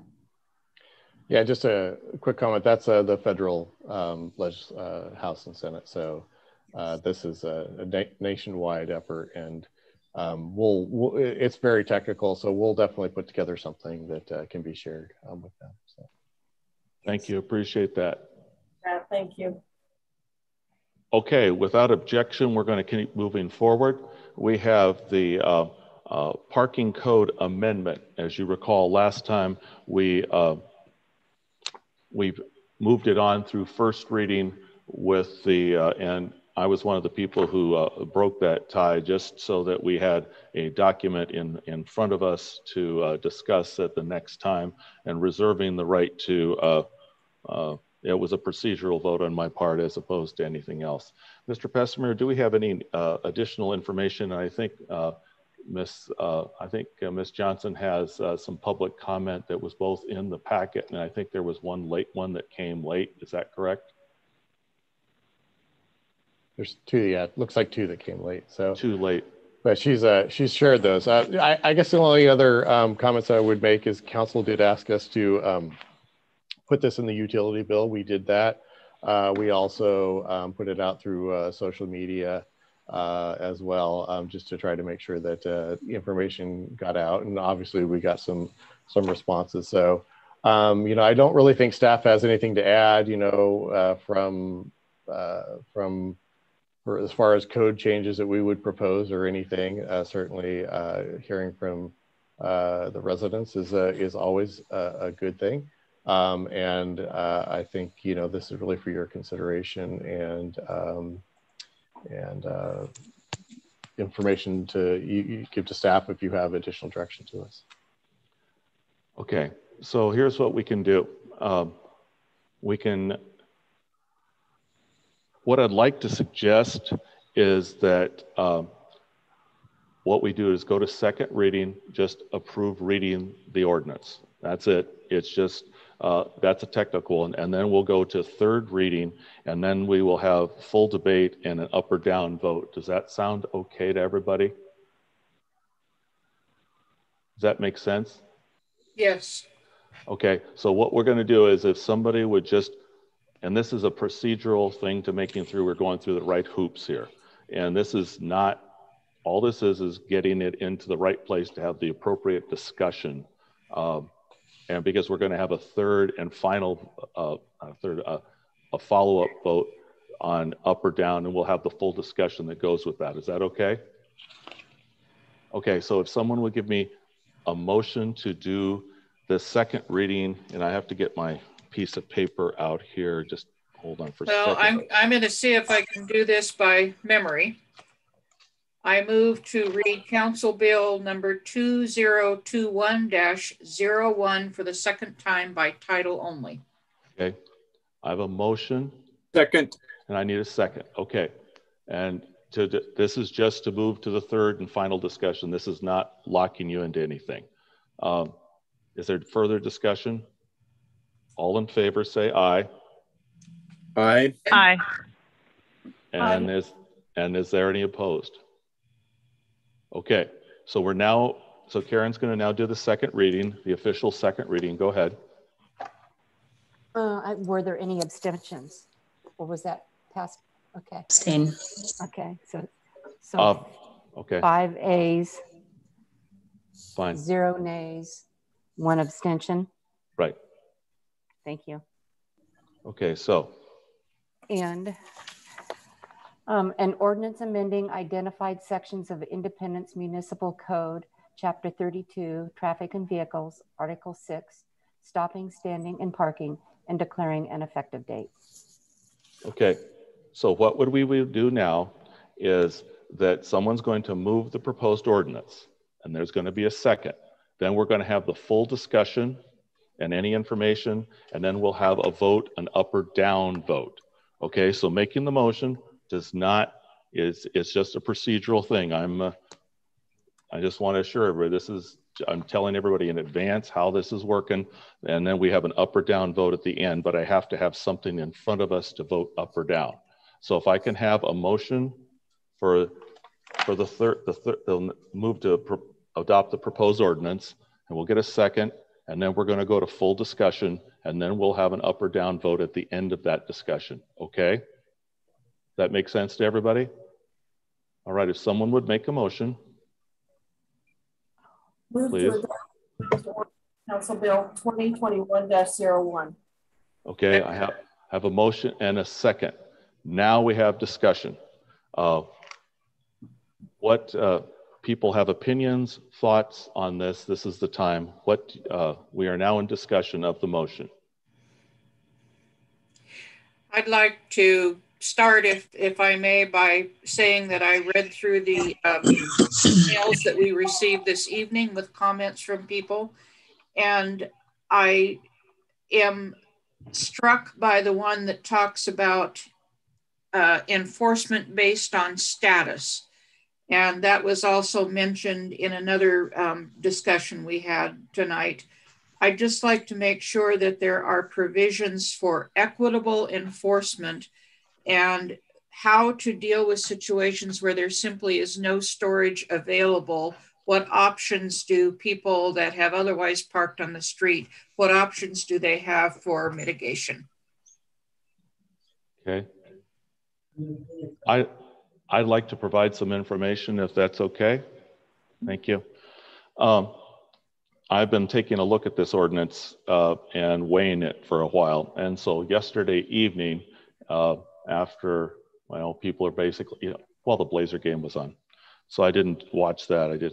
I drove, I think it was 17, maybe 18 miles along the streets of Independence. And I was keeping track of trailers and things like that. And here is what I found. Now, I don't claim to have been down every street, but having walked many of these streets during election season, I know all of them.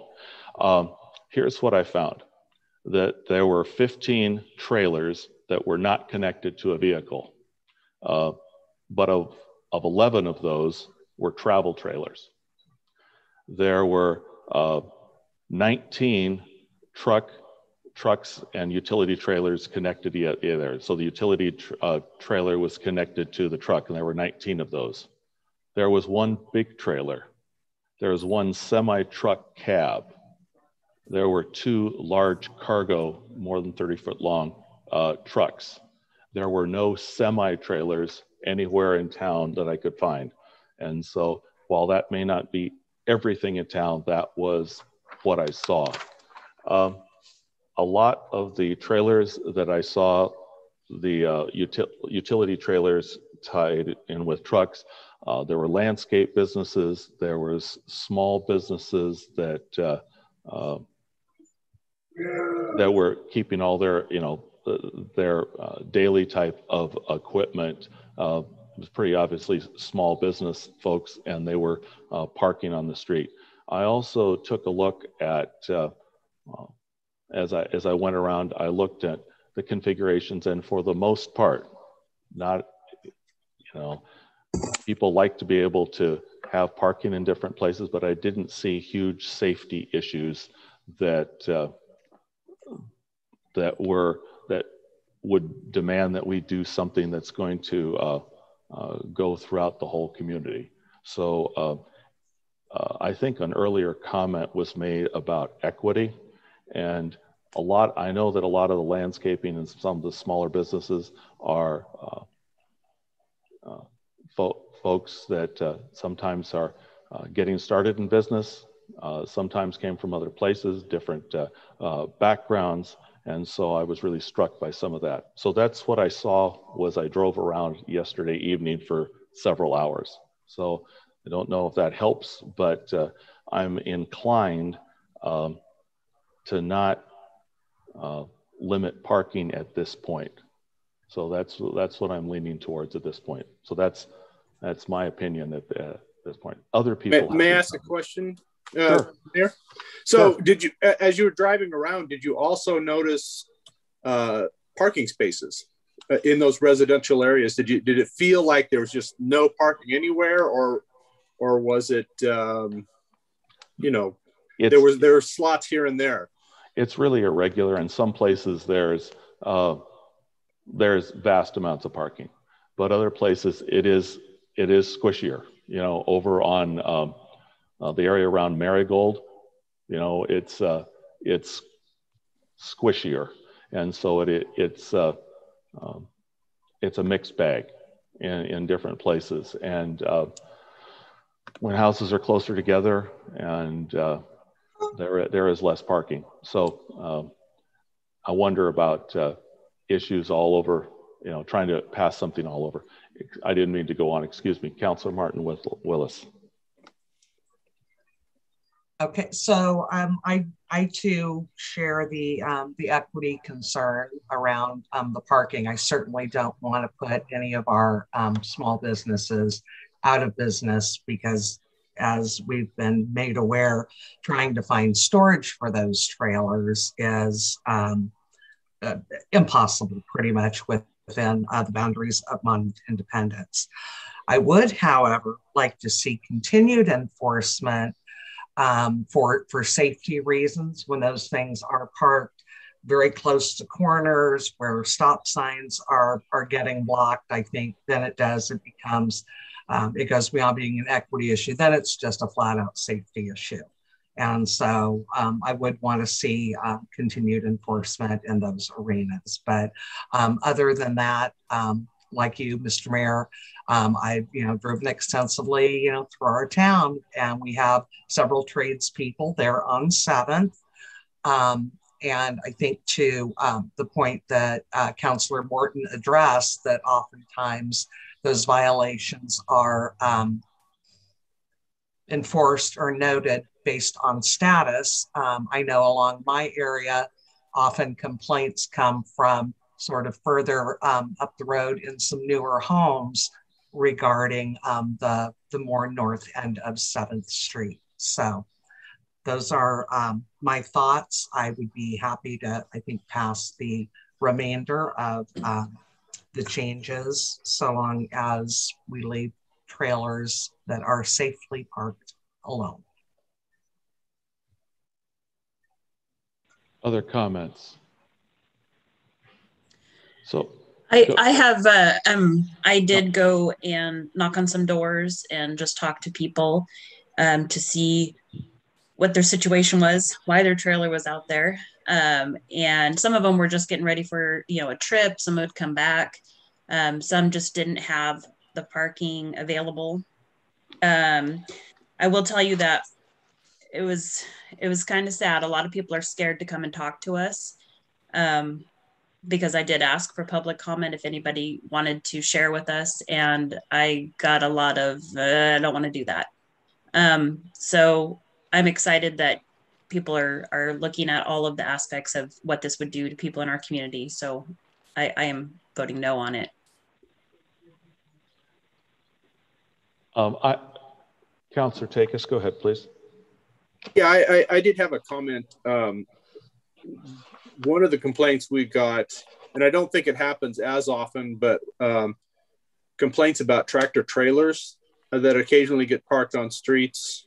I know Ash Street, for a while, there was a frequent problem there, and maybe it just means we need to go back and look at this parking code and make some changes, but we might want to think about adding something about tractor trailers or you know, the trailers for tractor trailers, those large trailers.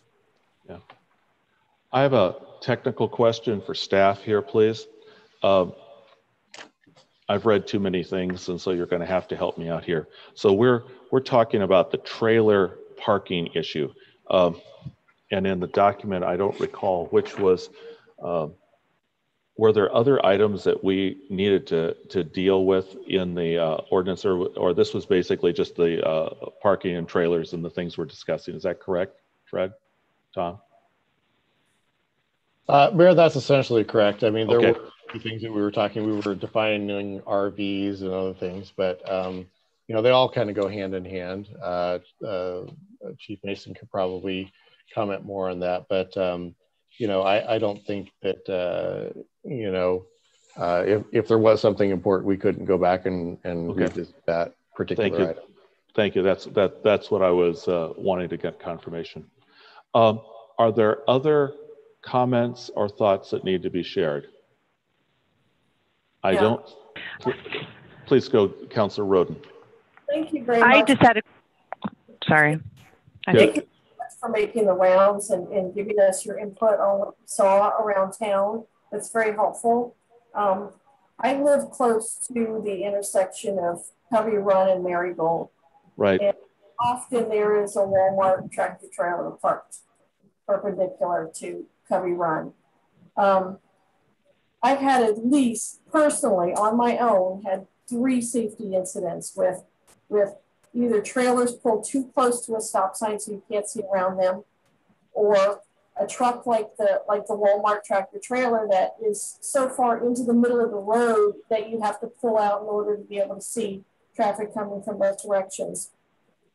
I know the tractor trailer too that Councilor Takis refers to, because I used to drive around that corner a lot too.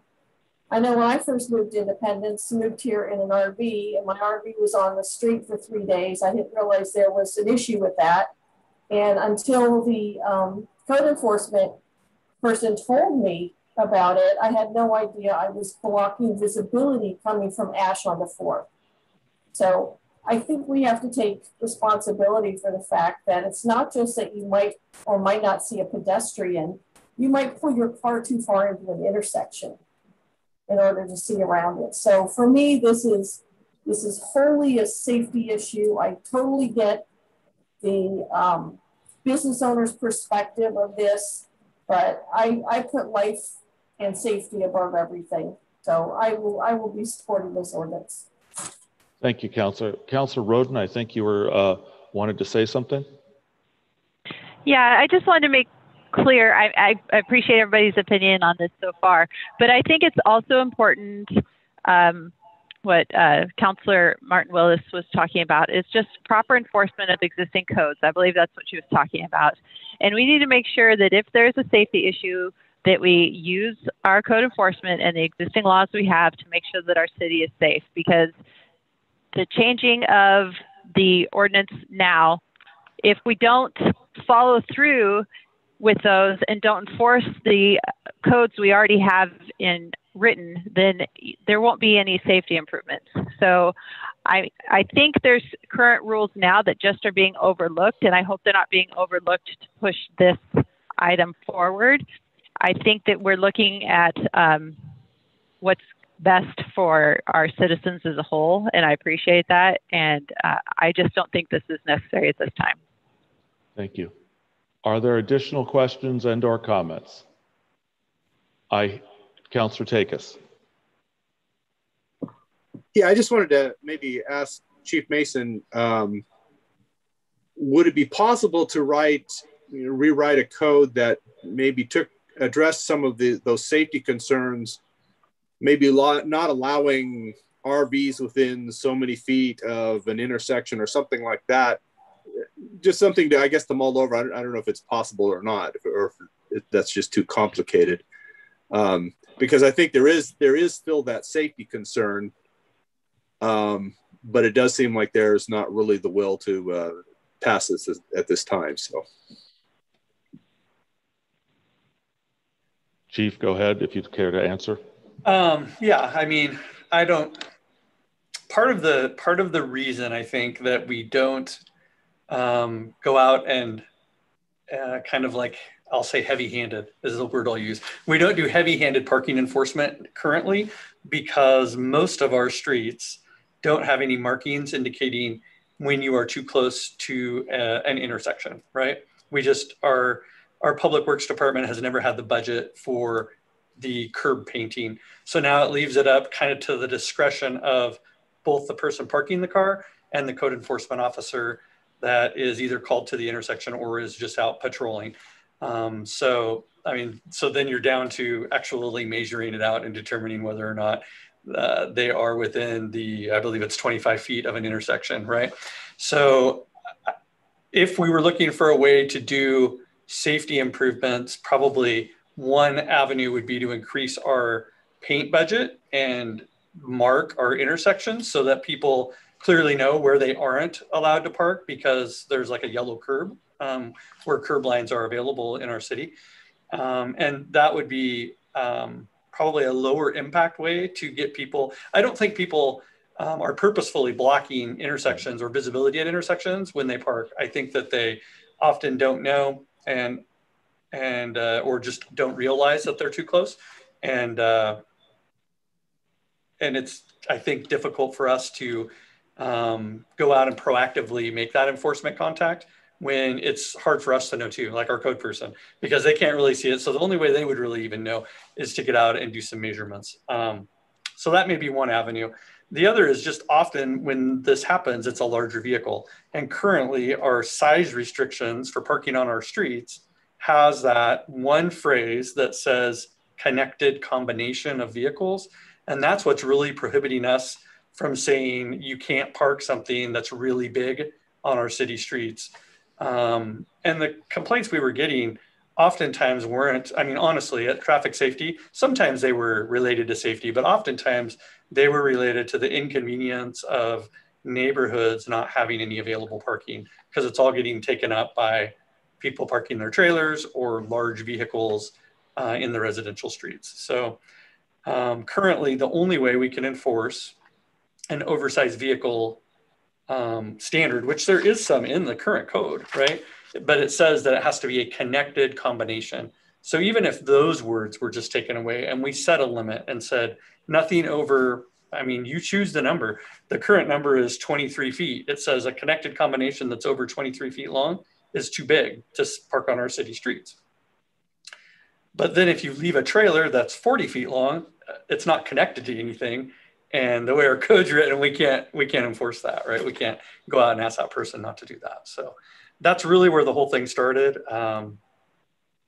And Councilor Takis, you were at all those meetings. You had the history, and it was so long ago now that those people, may or may not even be in town any longer. It's the wheels turn slowly sometimes, and we wanted to make sure we got it right. So I hope I answered your question. I'm not sure. Well, so Chief I'm Mason, wondering if then maybe we can just maybe we don't pass this one and go back and do a much more simplified one that cleans up the language so you can better enforce what we have on the books.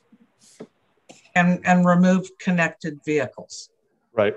If that gives you more authority than to deal with what is actually the problem.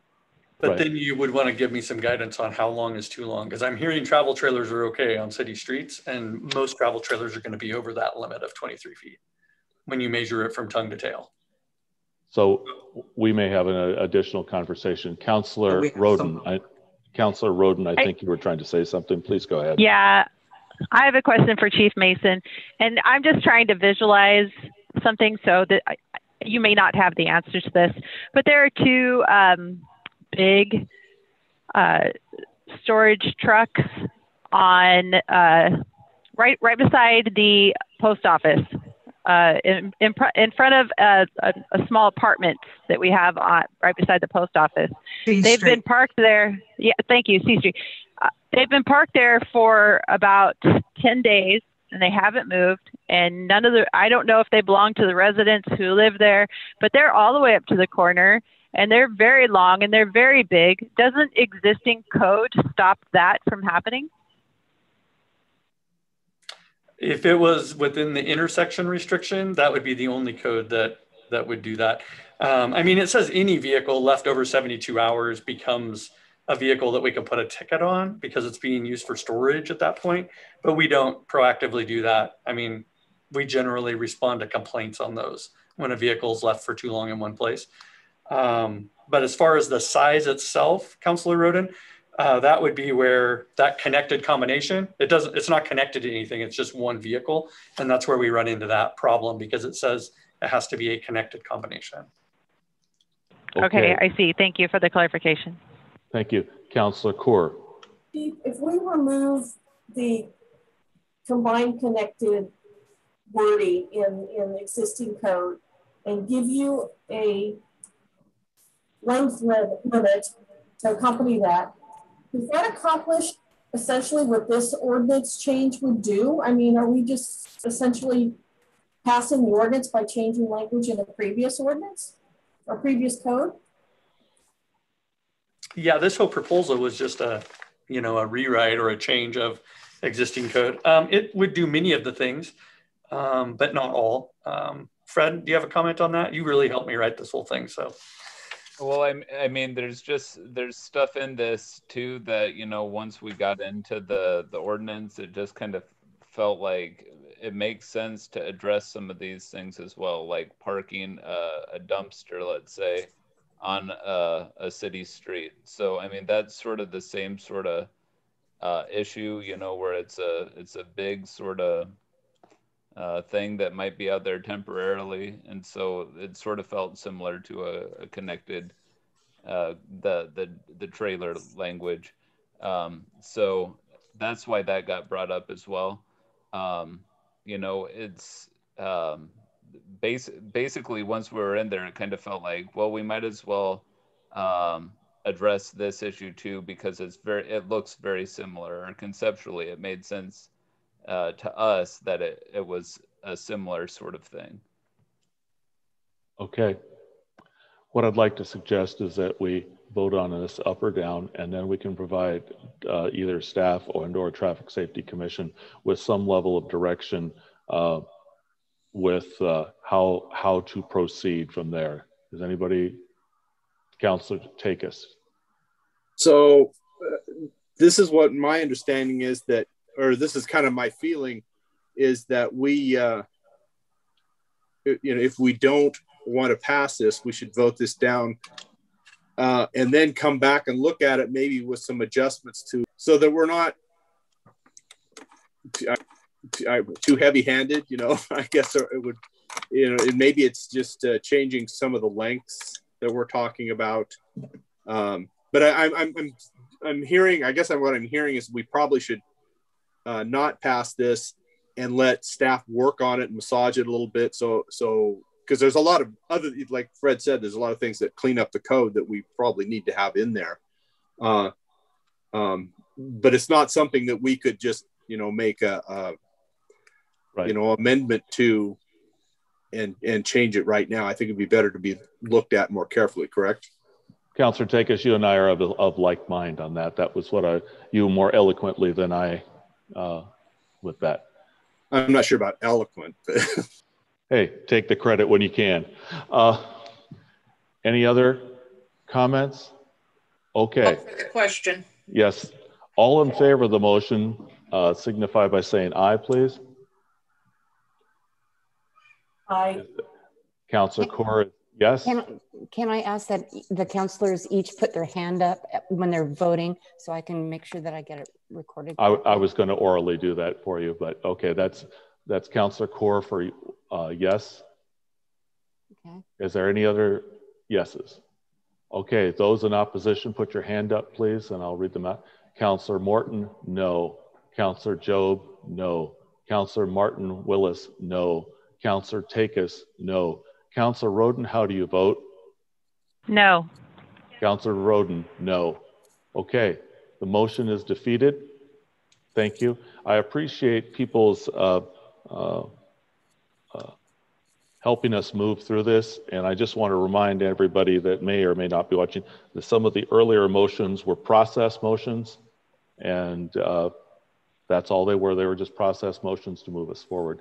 I'm going to let staff take what they've heard tonight, because I think there's some common areas that make some sense, you know, the whole dumpster thing and those kind of things, and come up with the things that we don't disagree with, and we may have to take this a little bit piece by piece. Does that make sense, Mr. Pessimir? Does that seem an approach?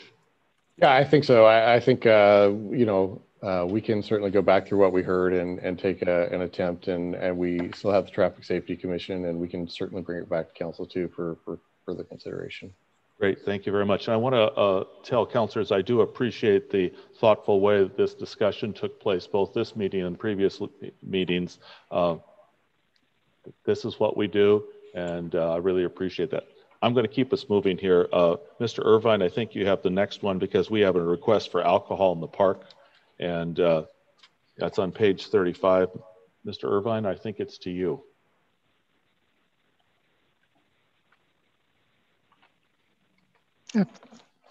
Good evening, Mayor and Council. Can you hear me okay? You're echoing a wee bit. Try again, please. Everybody's frozen. You're not coming through. You might try it without video. Try without video, Sean. Okay. Okay. Sorry, I came in and y'all, whoops, you're still skipping around on me, it looks like. We can hear you just fine. Okay, great. Then I'll just get going. So it's, I think, pretty straightforward, as you can see in the staff report. This is actually our first park reservation for Independence Landing Park down there in front of the apartments. The kind of the two grassy areas with the little plaza area there. There's a couple that would like to have their wedding down there. Ordinarily it would be handled by the regular parks reservation process, but in this case they want to have a champagne toast, which requires the approval, or at least the allowance of city council to proceed. So it's a pretty, like I say, pretty straightforward situation as represented in the staff report. It's I think as far as, you know, first time in a new place goes, this is about as straightforward as it's going to get. I'd be happy to answer any questions. Questions from council for staff? If not, this is an action item, please. Well, I'd be happy to take action on this, because I think this is going to be the first of many other opportunities that people will take advantage of to get married in our beautiful amphitheater. I move to allow temporary use of alcohol for a private event, Fort Johnston Wedding, in the area of Riverview Park, Independence Landing, as designated in their application. I have a motion. I second. And I second. A second from Councilor Roden. Is there discussion? All in favor signify by saying aye. Aye. Aye. And is there opposition? Motion carries unanimously. Thank you very much. Mr. Pessimir, I think you have the next one on the F Street Bridge. Yes, I'll be pretty quick. This is pretty straightforward. The F Street Bridge project is coming along well. It's actually out for bid right now. So the design effort is pretty much finished up, and we're going to move towards the construction phase of the project. One of the things that we did originally was had OTAC through a public bidding process, win the award to design the bridge, and the design services for that was $365,528. If you remember right, this project is about 90% funded by an ODOT grant. The other 10% is coming from the city. But now we need to move on to construction management for the project. That typically goes to the firm who designed it. Sometimes it doesn't, but in bridge projects, it's really important because of all the structural components. That amount, the total amount, the additional amount is $158,109. So the total amount would be $523,637. That was always planned for the project. That is in the project budget for a similar amount. I will say that we did have originally a 15% contingency on the design services. That was not used by OTAC, so we've dropped that from the amount for your consideration. So this is really just to help us move the project forward and amend their existing contract to provide construction management services. Questions for the manager? I don't see anybody flagging a question. This is an action item, please. I move to award the amendment to the contract for design and construction management services to OTAK Engineering for the F Street Bridge project in the amount of $158,109 and authorize the city manager or their designee to sign the contract and other related documents. Sorry. There you go. I second that motion. Yeah, I think it's more fun to have documents than arguments. So, and there's a second by Councilor Jobe. Is there further discussion? Hearing no discussion, all in favor signify by saying aye. Aye. Aye. And is there opposition? There is no opposition. Motion carries. Thank you very much. Let's go to general council announcements. Are there general council announcements at this point? I would like to make some. Please do. I'm sure everybody knows, but there was a engineering relook at the bridge that goes over the Willamette River on River Road. And I've talked to the farms down there, and they said that the new weight limits that they increased after that new engineering is great enough so that they can continue their harvest and continue to do their work on the other side. So I'm pretty happy that that Tom wrote the letters and that everybody worked so hard and was really concerned about getting that changed. I'm really happy that that happened. And my other thing is it possible for us to discuss potentially more money for the ballpark for this fiscal budget, or is that something we would discuss tomorrow night? That's a budget committee. Tom? Yes, that's correct. We can't discuss items outside of the budget committee process. So if you remember correctly, we'll have a budget committee. The budget committee will make an action on the budget, and then it will come back to council. So there'll be still a couple more opportunities to talk about that. Okay, thank you. If there, I had one more thing. I just wanted to bring up, there was some correspondence with Natasha, and it was kind of going back and forth, and people weren't, because I saw Councilor Kaur, I saw Councilor Roden, and then I saw Councilor Martin Willis, and I had to call Tom because I wanted to know exactly what the protocol was. So I just wanted to, I guess, bring that up again, and maybe Tom can.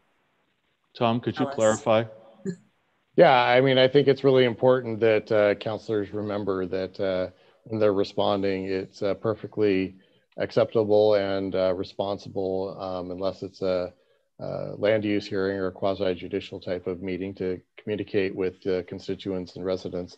But when you start communicating with councilors, even if you're just doing it to one, but another one does it to another and another does it to another, then all of a sudden you can end up creating a meeting outside of the public view. So just, keep in mind that, a lot of times a resident will send an email to the entire council, and just be cautious about how you forward that or answer that, because sometimes inadvertently you can do something that you didn't mean to do.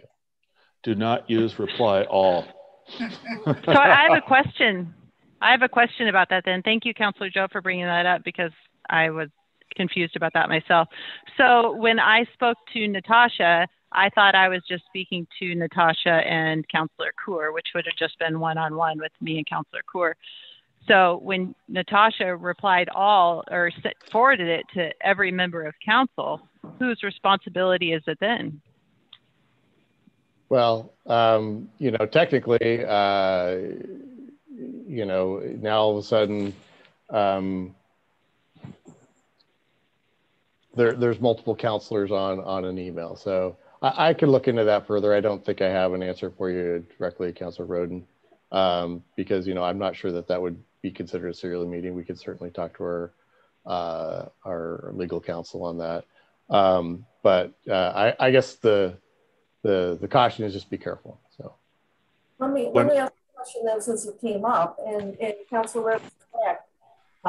I emailed Councilor Roden emailed me, and we included Natasha in that conversation. So that was clearly not a serial meeting. Was Natasha's email sent to the city staff as well? I don't recall who got it. Yeah, I think, and this is the problem, is, you know, you can't be certain who all is going to be seeing certain things. So I'm looking at her email right now, and Karen and Fred were on it.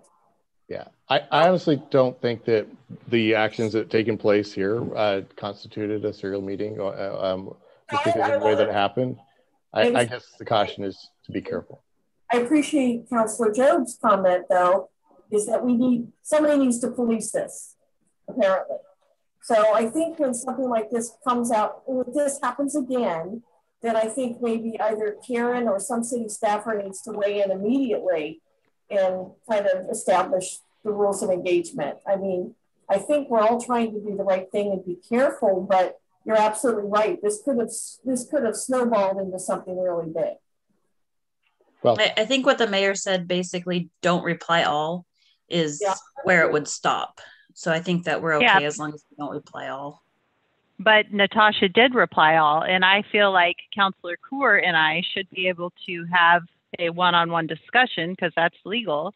And then, you know, I should be able to respond to a constituent, and I don't want to have to fear my response being sent out and violating communication codes, because that's what happened. Councilor Kaur and I were totally on the right and didn't expect everything to go back. And so I'm hesitant, because I want it to be clear that we didn't initiate that communication to everybody. So I can't see that Kaur or I would be in any spot liable for this. And correct. And the header in the email would show who sent that. So no, you would not be found on an ethics violation, because what matters is the source of the communication, not the fact that a third party forwarded it. Right.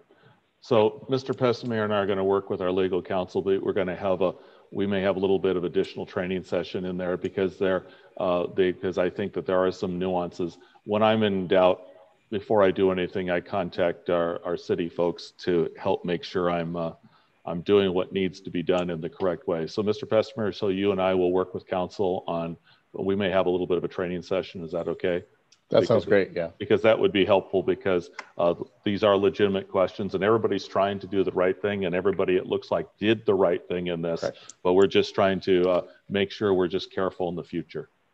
Yeah, and it would be it would be a good idea also to make sure that some of the other boards and commissions have this same kind of training or same kind of information disseminated to them. Yes, thank you. It's a good idea.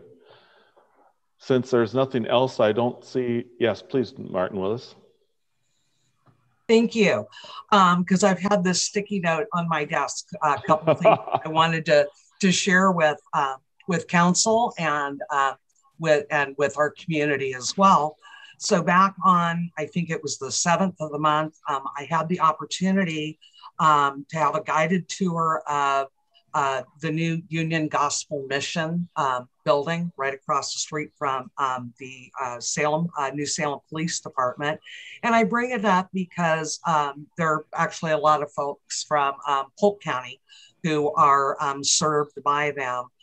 I am embarrassed to say how ignorant I was of the breadth and depth of services that UGM offers to our communities. So in July, and I'll keep you apprised of the date, they will be having their grand opening. This is a 52,000 square foot facility. It will double the number of beds that they have available. It will double the number of people they are able to feed in a setting, or in a single seating. And they'll be able to provide trade services, job training, education to even more people than they serve now.